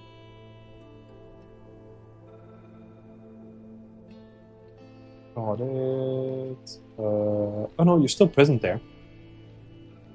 Is that maybe like a typo on your CV? Because you're saying that you ended your contract. Well, you're gonna end your contract 2 months. Maybe that's it. Anyway, let's see. 3D environment and prop artist with 3 years of dedicated experience remastering iconic game worlds. Cool. And a versatile background as 3D generalist. Yeah, I think that's awesome. This little section reads way better than the one that you have on your ArtStation. So just copy paste this. I think that's nice. Deliver high quality PPR optimized assets with respect to original art direction. Cool. Is there anything else that we can add in here? Maybe there's something about like you communicating with your art director or with your lead, working off of concept art, or I don't know, maybe there's something else, right? To kind of just like add a little bit more fat to the bone here, because you're almost underselling yourself while having worked on like Half-Life 2 Remaster, right? Which is really cool. So I wonder if we can add some more juice here to highlight all the stuff that you've done. I got laid off and I kind of have 1 month notice, and I can't edit for a future date. Okay, that's fine. I was just wondering. That is all good.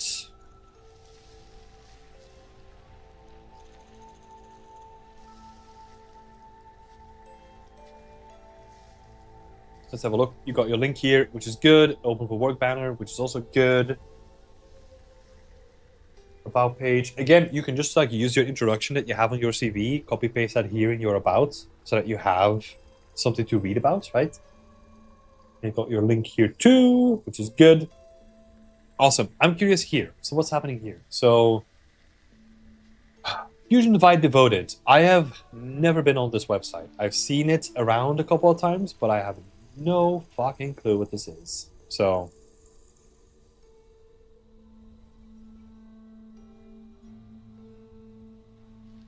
drop image to hire top artists. So I need to have a look at this afterwards. We're not gonna be talking about this. So this is basically just also an ArtStation like website, but you can hire people directly, right? Okay. Interesting. And then Upwork is kind of the same thing.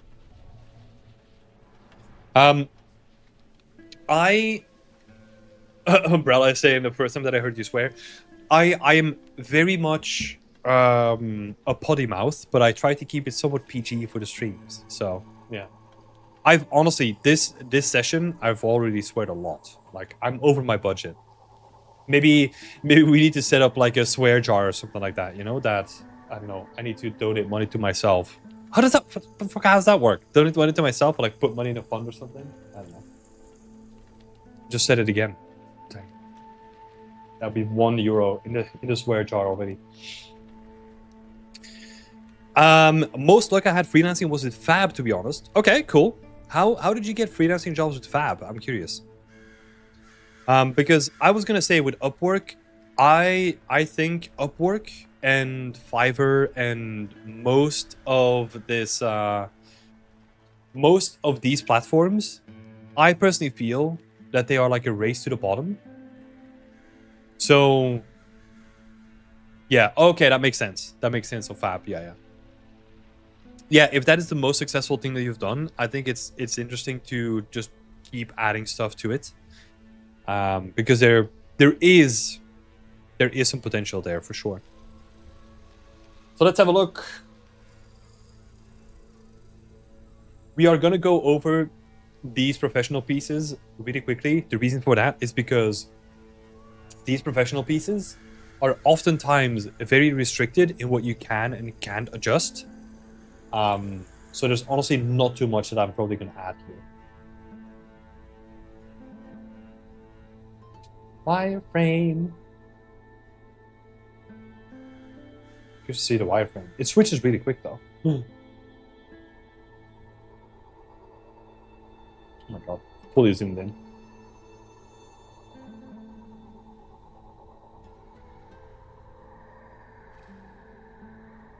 Hello, snipping tool. Where'd you go?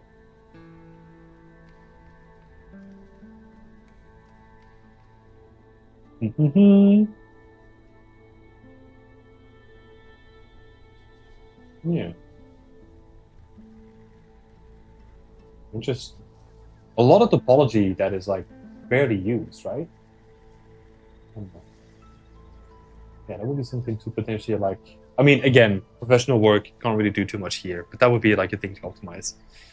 I love the comparison. Wait, did you have comparisons here as well? I missed them. No. Okay. This is great. I love this. That is awesome. I wouldn't present it like this in the present. Yeah, fair enough.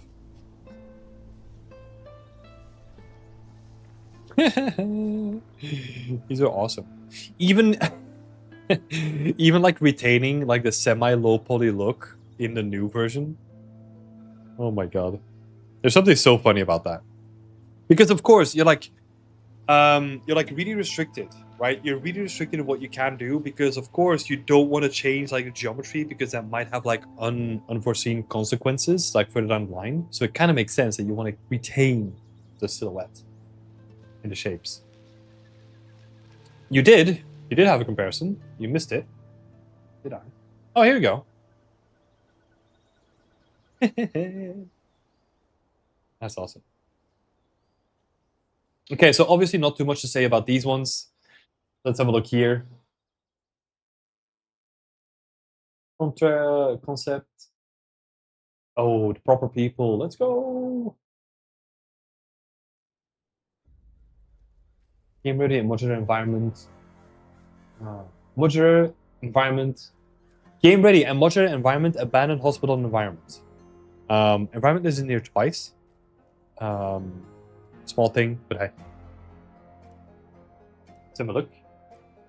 I'm curious already because there's not too much of an explanation here, so I'm wondering how much you're explaining in your visuals, right? Let's have a look.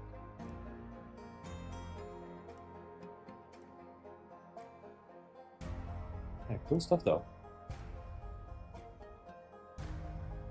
Cool stuff. There's some nice touch detail. We've got the cables and all that kind of stuff above it as well. With some like hanging roof panels. Little cinematic, auto playing, really nice. Really eye-catching too.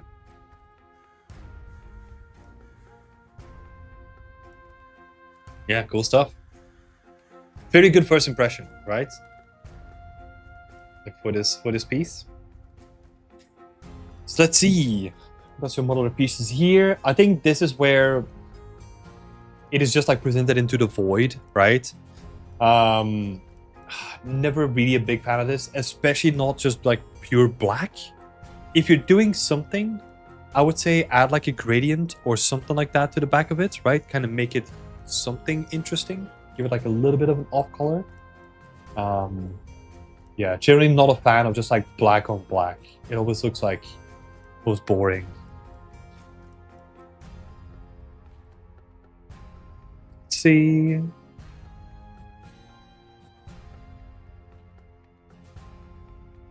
$2K tries.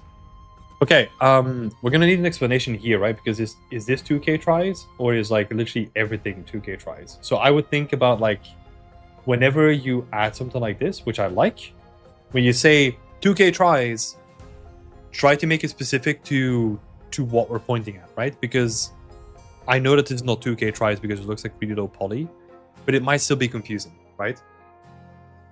So even if you wanna add like a little section here where you kind of break everything down into like individual sections, or you just say like, hey, look, this entire thing is 2K tries, right? Try to make it a bit more clear. 3 years ago, I was a bit more lazy than I am today. Can't be lazy. Can't afford to be lazy. Oh, this was 3 years ago as well. Wait, so what's the chronology? Oh, okay. This is your older work then. Cool. So you're putting your personal work first before your professional work. I like that. That's also my personal thing that I always tended to do as well. Let's see. Yeah, this sucker is dense. I think they tried on that. Interesting. 40k tries and like half of it isn't the cushion. The cushion and the wheels, sorry. Cool, we're scrutinizing this a lot, right? But you've got your breakdowns. Oh, okay, so this is the concept. So we were just leading me to like a generic kind of like page that had a lot of stuff in it. Okay, fair enough. Cool. Yeah, I think that's a great choice of a concept too. Cool. So you got your breakdowns. I think. Yeah. So you got your information is all there, right? The information is just like, it's just added in like the most boring way, I would say, right? Like, there's obviously this is 3 years ago, so you know how to present this better now. Well, you're saying that you know how to present this better now. I'm curious to see what the next one is going to show me. But yeah, pay attention to these breakdowns, right? Like, make them interesting, make them engaging to look at. That's always a good thing to invest some time into. That's a funky normal here as well. I wonder what that is. Okay, so for this one, yeah, you're doing some cool stuff. I think you're presenting it really well. I think the environment itself speaks kind of for itself. It is older. I think right now you know that you need to add like or that you want to be adding like a little bit more polys, right? Like, even if you make like a door, like give it a small bevel and all that kind of stuff. Add like a little bit of extra fidelity to the work. I think that could be nice. Yeah. Interesting. Yeah, watch out for like the dark backgrounds, I would say. Dark backgrounds always make things look like really boring. See, now we got the water dispenser. Yeah. All the information is here, right? It is just presented in like you said yourself, in like the laziest way.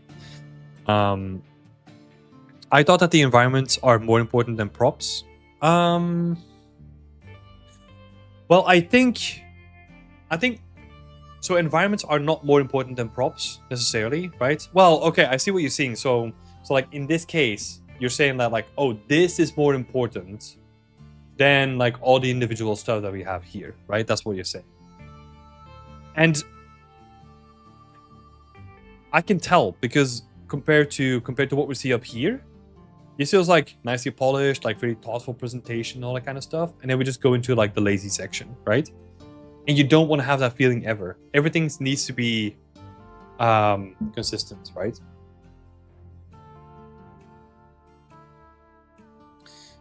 Oh, I see. Yeah. So that was in reaction. Sorry for the delay. There's almost like a long delay on YouTube.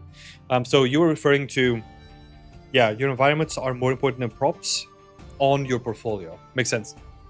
Yeah. Same thing can still apply here, right? Like, yeah, try to increase, not increase, like try to improve these breakdowns. So I'm curious to see now. So 6 months. 6 months ago. Cool. I remember looking at this. We should add you to the stream introduction. I think, didn't I do that? I can't remember. Yeah, cool stuff. The little kind of crack in the cup, really cool stuff. Attention to detail is really good here, right?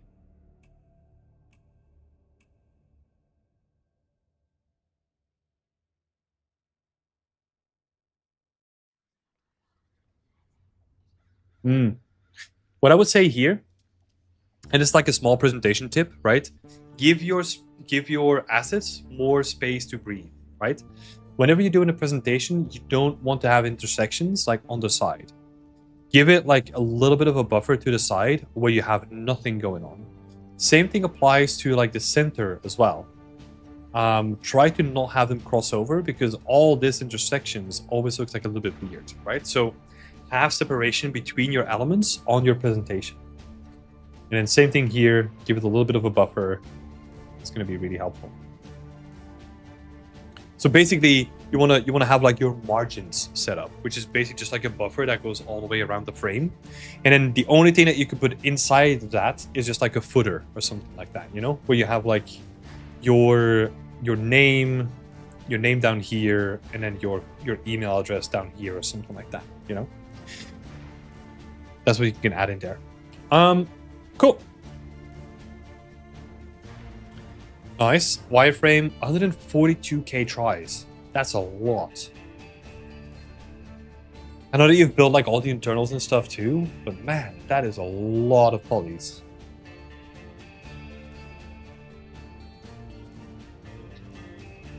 Yeah, all the internals, like there's a lot of dense areas where you probably wouldn't want to have like so much geometry. All these things have like multiple bevels by the looks of it. Yeah. That will be a thing where we can easily we have to reduce something like this to like, I don't know, something more manageable. I could kind of live with, let's say, what would be an estimation for a prop like this? I could kind of live with like 50k tries or something like that, right? Even that is, I think, overestimating it. But I can kind of see it through the fingers because this is like the main prop, and maybe you're typing on it and it's going to be close to the camera, right? But yeah, we need to shrink this down. Also, this word is scary. That word is scary in game art. We don't do UDIMs. So even if you didn't use UDIMs before, or if you didn't use UDIMs and you just use like 2 texture sets, just call them texture sets, because UDIMs are oftentimes just associated with VFX work, where you use every square of your UV as a separate texture, right? If that is what you've done, keep in mind for the next projects that we don't really use that in games. Yeah. So we'd rather have 3 total photos of this asset breakdown instead of 2 for more visibility.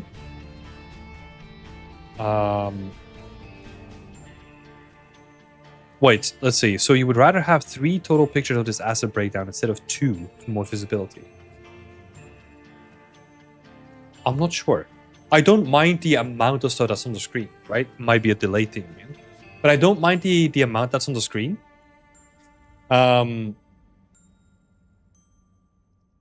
I don't mind the amount of stuff that's on the screen. I just want to have more spacing between it, right? We can still keep like the 2 typewriters on your screen, but I just want to have like things at the margins. Albedo, roughness, normal. That's looking good. What's happening with the... Oh, shit.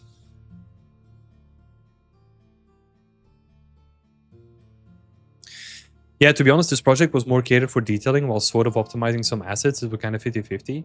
It can't be 50-50 though. Like, there's no compromise, right? I know that I'm kind of being a hard ass about this, but if you show me UDIMs and you show me like 142k tries, I'm thinking that you're working for VFX, not for games. So,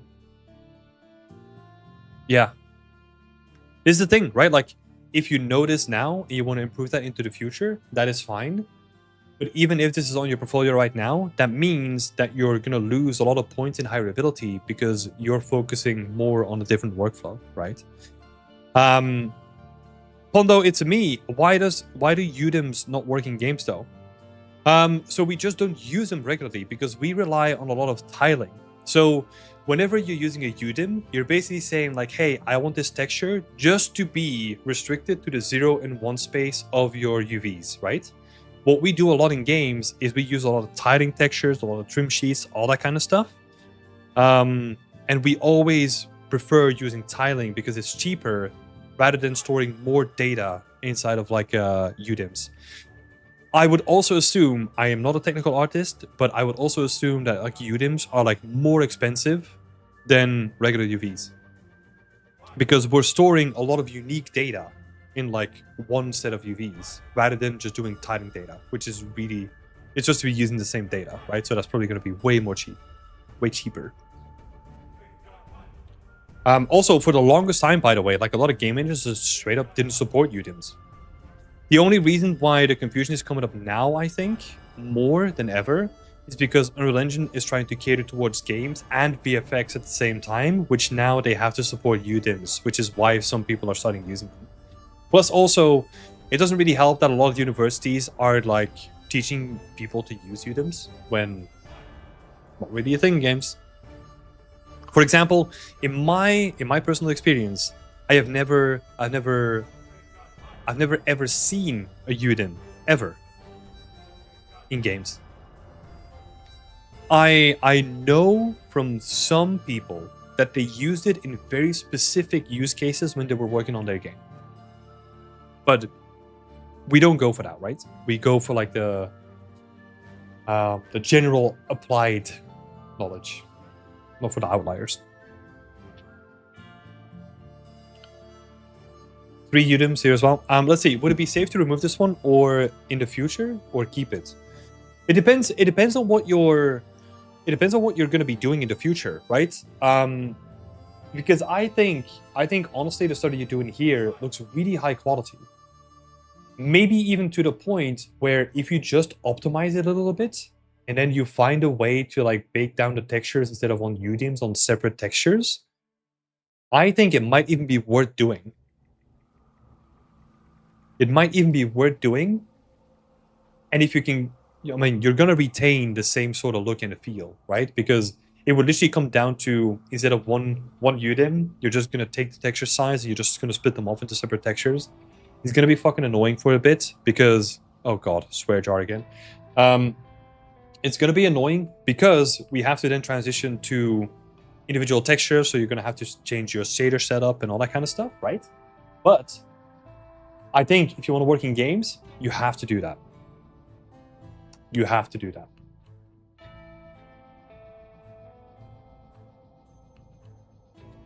I have a deadline to run, so I just go ball and put everything on a lot of Udemy. Man, it's scary. But so here's the issue with that, right? So I know that sometimes like a deadline, can get in the way. But even if the option is, let me use Udemy. Wait, so what would be the comparison here? Okay, so your thought process is, let's say, let me use Udemy instead of optimizing my UVs and trying to cram as much information into one UV as possible, right? I can get that, but I can guarantee you as well, if you want to get into games, doing option 2, where you cram as much as you can into UV, is going to be worthwhile, because that's something that we look for, like 100%. And even if you can't get everything to one UV, you can have 2 materials, right? You can have 2 different texture sets, you can have 2 different materials. That's completely fine. For games, we don't have to put everything on one material or texture sheet. You don't have to. You can use multiple textures. You can use non-square textures as well. If you're dealing with like lots of long shapes, for example, you can change your texture size to be like non-square, so which means that you can have like a 4K by 2K texture. That's also a way of doing things. But yeah, Stefan is saying, I think I'm gonna do that. So you're gonna redo some of these assets and then not do the close-up shots. It won't have the same detail. No, I think it could have the same detail though. Because here's what I'm thinking, right? So you're using Udemy now.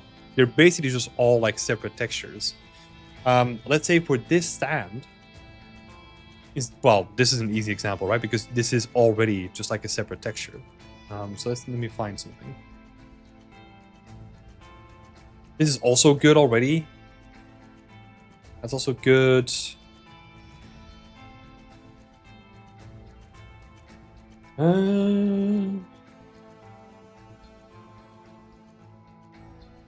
Yeah, let's see. So let's say for this guy, right? I would say combine these 2 together to make like one. It depends. I would try to combine this into like one texture and then maybe have this as like a separate texture, maybe. Or combine them all and then just do like a 4K texture. Sure, you're gonna lose on resolution, right? But okay. So I'm trying to think about like all the things that you can do, right? So the options here would be add everything to one UV sheet, make it a big texture, 4K max. Second option is have 2 separate textures where one is a higher resolution, let's say the top, because that's going to be the focal point for a lot of things, and then the rest of it is like a smaller texture, right? That could also be a way to split it up.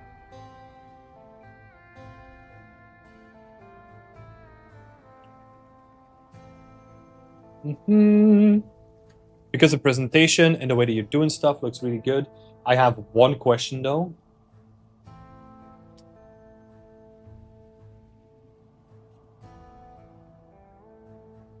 Yeah, rest is... So, wait, what is presented in the breakdown is entirely made by me. The rest is quick, some mega scans, textures, assets. Okay, so everything here is made by you. Cool.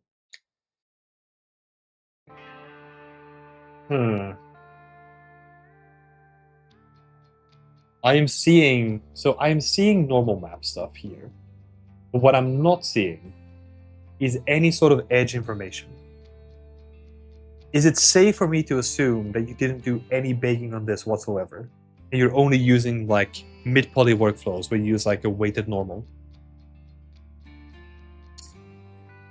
Because if that is the case, you don't have to do that on everything, right? But that would also be a good thing to showcase. Maybe not this project, but other projects too. Yeah, definitely optimize like all this stuff, right? If we're gonna work for games, right? Oh, this little derpy guy. I love it.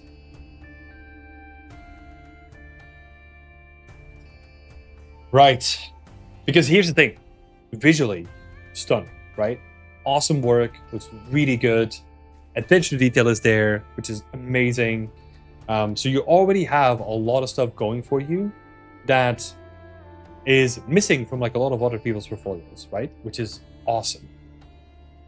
It is just, now we need to look at the workflow and the pipeline that you use and align it to the most relevant thing in games, right? Which means that I want to see you do like a high total poly bake for certain elements, right? I'm actually curious to see. So if you go back to your portfolio here.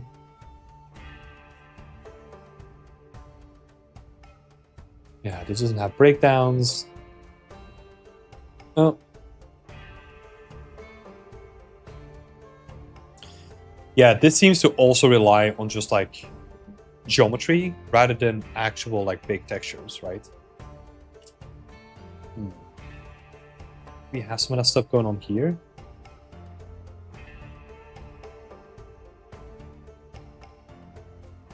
Which might also explain why this like pillow is so dense. There is some normal map baking going on here, right?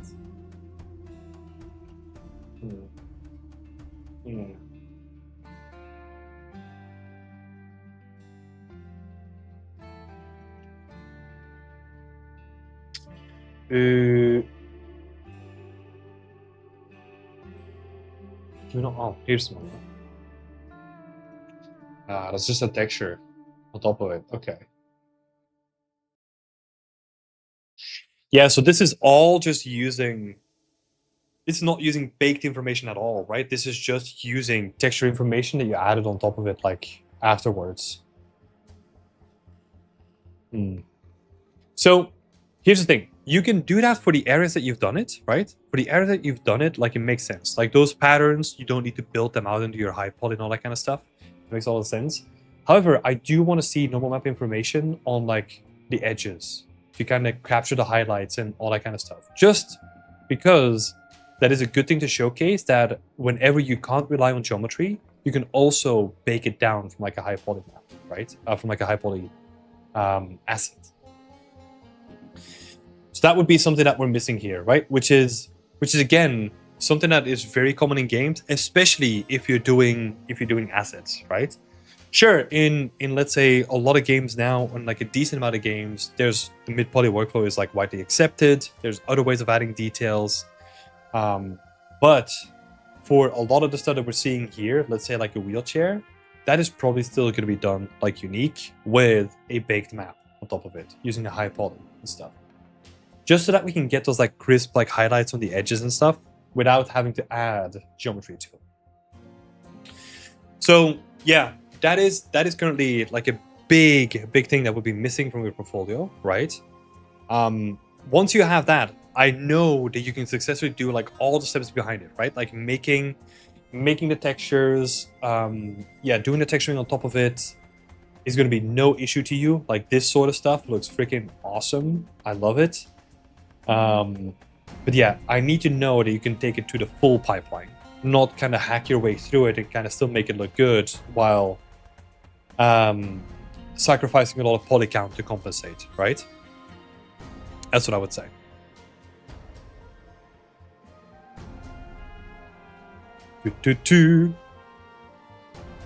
So I'm not going to do anything, just separate the textures. Yeah, on the previous thing, right? So let's say in this example, if you can combine this into one, yeah, I would give that a try for sure.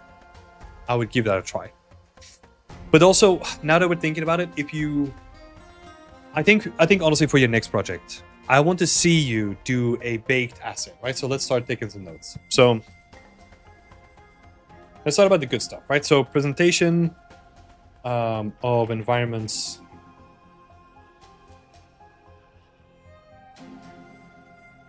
Is looking amazing, right? So your presentation is like really, really good. I like where your presentation is at. Like you're gonna score like really high points for that. So great job on that.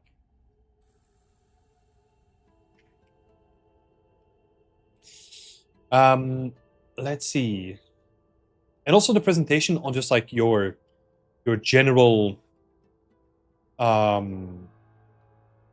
assets into just a general presentation of everything, right? Like really, really good stuff. Not only on the environment by itself, but also everything else too. So great job at that. And that's definitely a strength.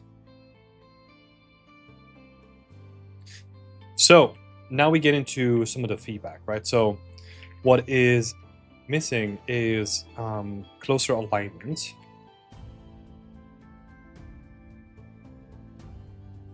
With games industry workflows. So what this means is high to low poly baking for unique assets.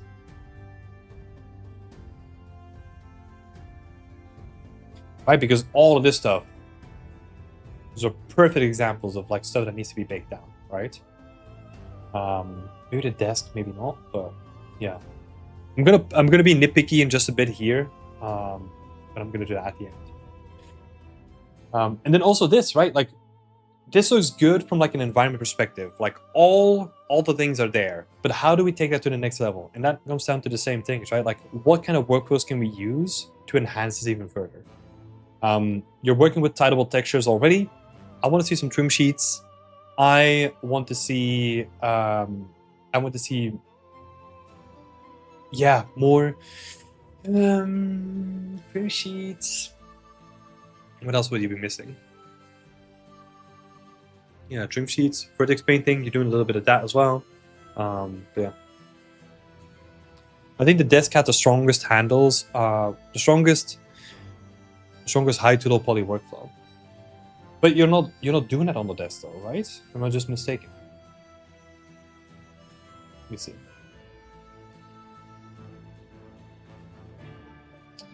Oh no, you might be. Yeah. You're doing this kind of stuff.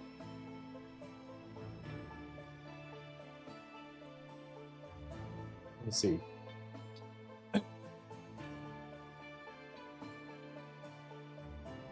Yeah, you're doing it on like the arms, right? Like that's definitely a thing where you can notice it.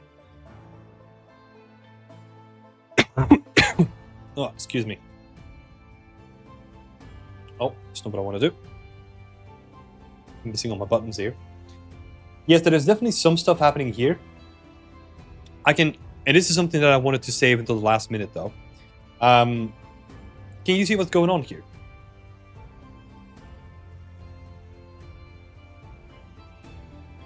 Especially focusing on the normal, right? We're doing like an impromptu test live on stream.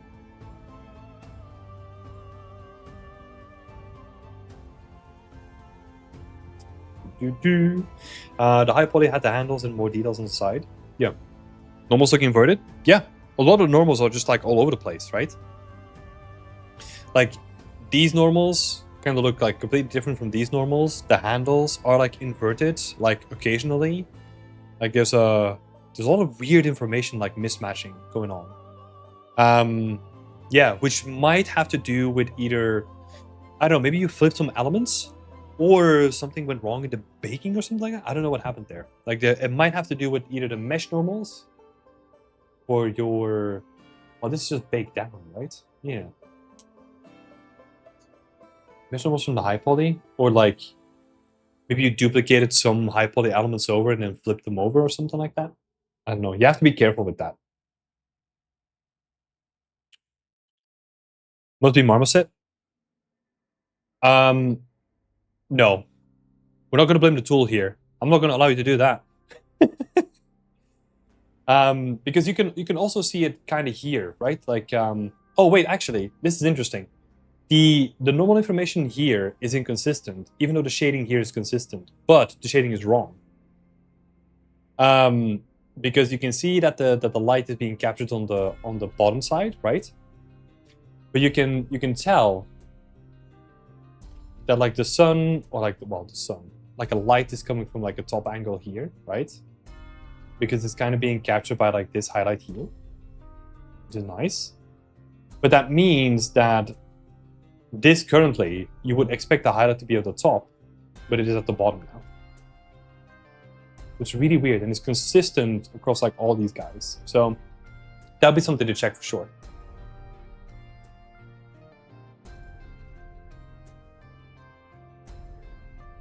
You also have a source coming from the bottom.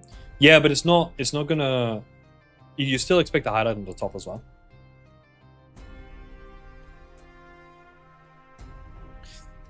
It looks like an inverted OpenGL DirectX normal issue. Not necessarily. Because then we would see consistency in inverted normals, right? And some of the normals are correct, and some of the normals are broken. So it has to do with some inherent, like, inherent issue with how the normal was created. Because then, if this is inverted, then this would also be inverted. Even though, like, it might be inverted, actually. It's kind of hard to tell without seeing the high poly, but we'll see. If this is supposed to come out, like this little detail that we see here, right? If this little detail is supposed to come out, then yeah, it's inverted. Okay, so, but that was just to highlight, you know, those things are like really important to us as game artists, right? So let's make another couple of notes. So high to low poly baking for assets. You mentioned that like the desk, is like your best example. But here's the thing, I don't only want to see like some surface detail.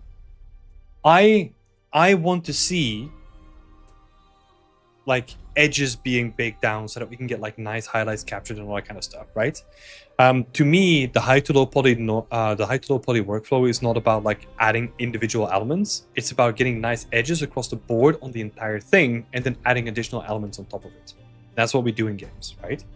Especially if you then have a lot of unique texture information, right?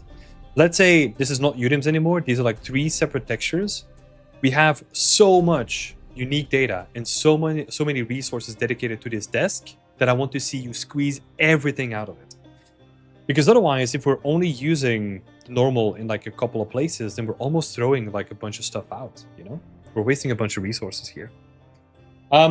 Cool. So yeah, what we're talking about here. So what is missing is closer alignment with games industry workflows, high to low poly baking for assets,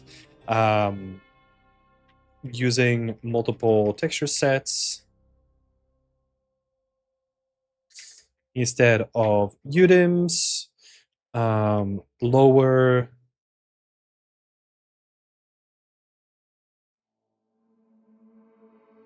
poly count that's appropriate for games, etc. Right? And then there's some small stuff that we talked about. I'm not even going to write them in here, but there's the normal map issue that we talked about. There's also the presentation that we talked about, right? Like these smaller issues where the kind of clipping in the edges, small stuff like that. But I think overall, like really, really interesting presentation. The attention to detail is definitely there, right? Now it comes down to like, how do we take that attention to detail and make it performant for games as well? That is what we're focusing on next, right? Yeah. Also, this is not a nitpick. Your mesh normal is broken here. You can kind of see that. There's like a shadowy edge happening there, which is not great. That was another nitpick. If we're going really nitpicky, there's also it's on this asset. You can't see it in here. And now we're nitpicking, right? So this is going to be the last of my nitpicks. If you do a close-up shot, there's like a seam here. That's also like mesh normals, probably like acting up. They need to be smoothened out. Tiny little seam there. Anyway, I think I spent enough time talking about this. So your artistic skills, very good, right? Very good. Techniques, a lot to do there. So a lot of potential. A lot of really great potential for like your artistic skills. You have a lot going for you. You know how to present. You use your colors correctly. You have some really good composition. The presentation is really nice. You know how to light stuff. A lot of awesome stuff already going for you, right? Even with all the nitpicking that I did at the end, you're doing a lot of stuff really, really good already. But techniques is a thing that's going to suffer in comparison to it, right? Especially for games. If that's the thing, we need to align yourself more with games. So think about trim sheets, think about doing more with tileable textures, thinking about like more reuse, more modularity, like how can we align more towards games, right? I would say, even though, like I just said that, I think you have like a strong hireability, but I think what you're currently gonna have, let me actually think about this, right? I think currently what you're gonna get hired for is prop work. Because a lot of it is focused on props, right? Even though you make environments, I want to see more. I want to see more just game art techniques, right? Like the tileables, the trim sheets, like all that kind of stuff. If I don't know that you can do that, most of this is catered towards like making unique props, right? So that's what you're probably going to get hired for. Same here. I think the environment artwork is serviceable, right? But it's, I mean, this is also older, right? So I know that you can do better, but just to give us an example, even in here, the most interesting things that I can see are the props.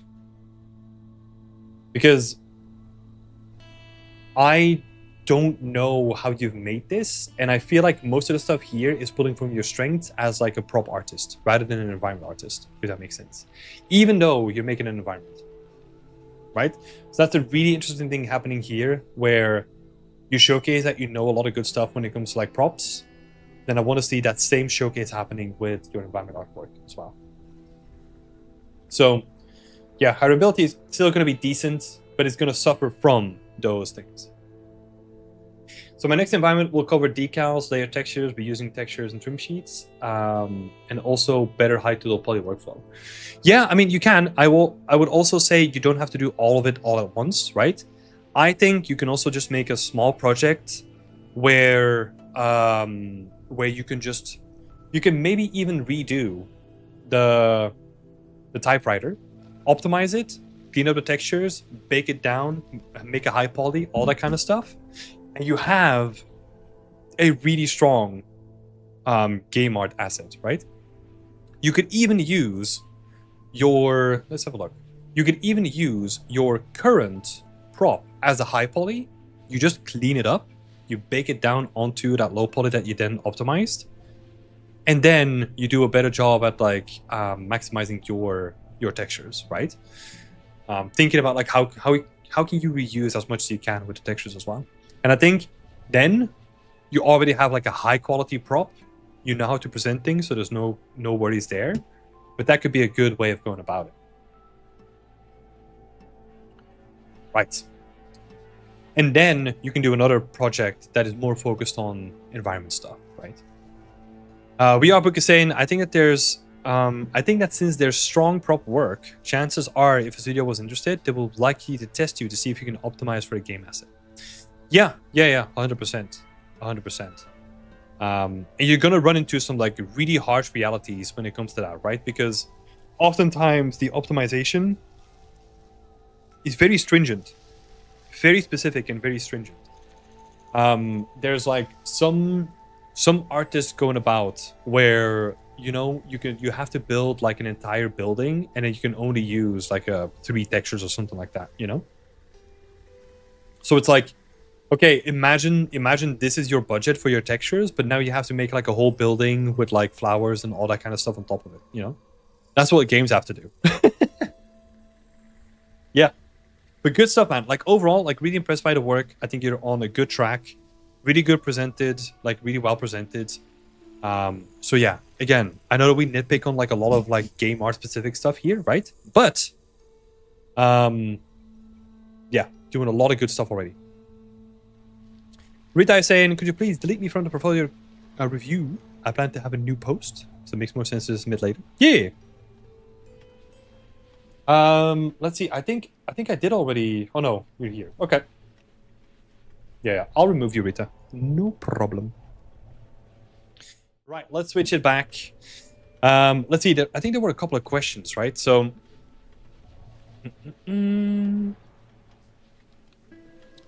Conceptual Vision is saying, what are your thoughts on post-processing stills in Photoshop or similar for your portfolio? I usually avoid it since it doesn't represent what's in engine, but it is something that people do. I think that you can do a little bit of it, but I would still do the majority of it in engine. Because I think it is weird when, let's say, you have like a video of the stuff that you've made, and the post-processing looks completely different to the stills, you know? So as long as I can't really notice a difference, like a noticeable difference between the two, that makes sense. But I would still prefer to have as much of it done like in engine. Plus, there are so many ways. So if you are really good in Photoshop, let's say, right, looking to an LUT texture, a color lookup table, you can literally do all your post-processing in Photoshop. Take that file, which is like a little texture, you can import that into Unreal and plug that into your post-processing volume, and it's going to take those layers that you've done in Photoshop and apply them in Unreal. So yeah, there's no excuse for that, really.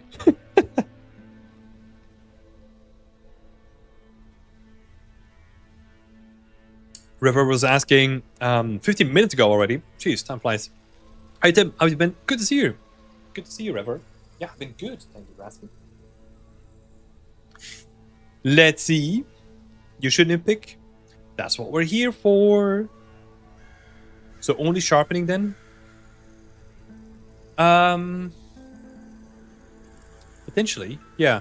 I don't mind doing like little things in like post-processing, but yeah, as long as it's like relevant or like relatively indistinct from each other, right? Let's see, a couple more questions. One is from Megval. Do you think it's enough that you can show that you can optimize? That you can optimize one asset in a scene and then do a breakdown of that, or should you expect to do it from multiple assets? No, I think that's a good point, right? Like the way that I always approach it is, let's say you have a scene and your most complex asset is the one that you break down. That is what I would recommend you to do.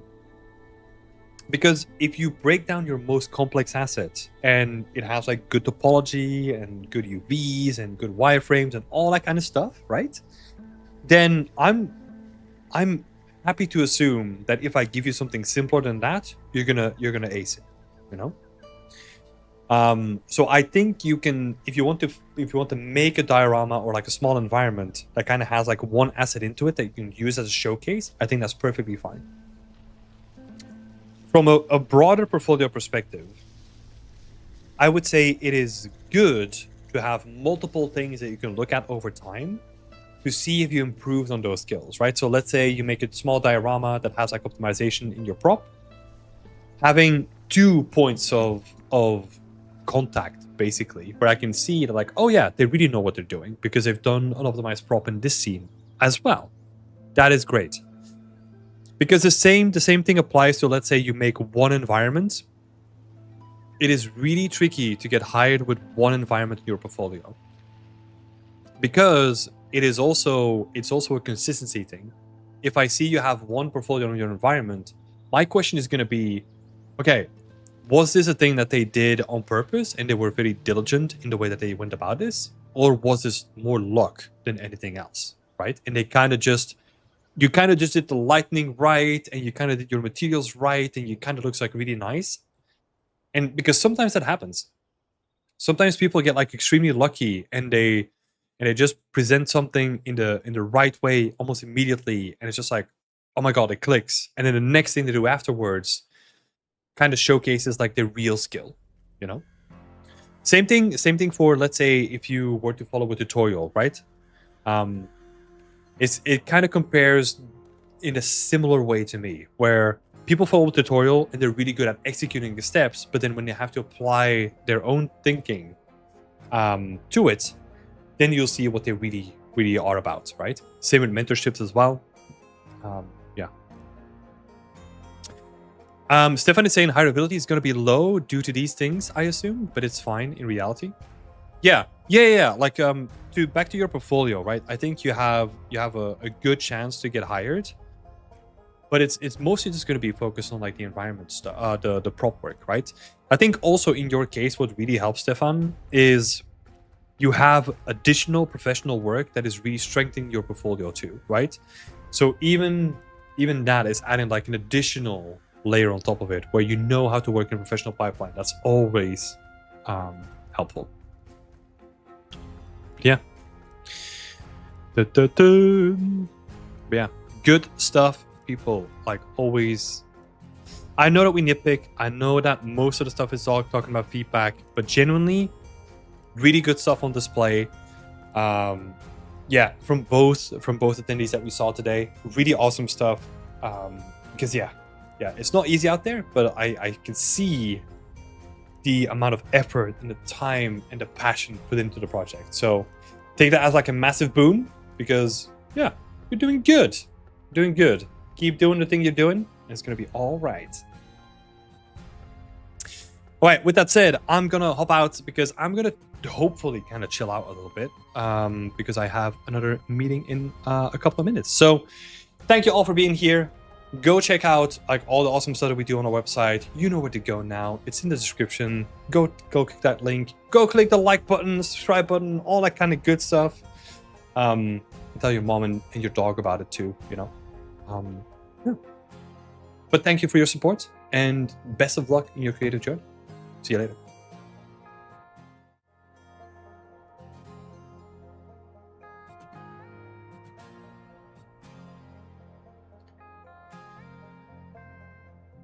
Remember not to swear in my meeting? I'll try. I'm usually more polite one-on-one, depending on how good I know.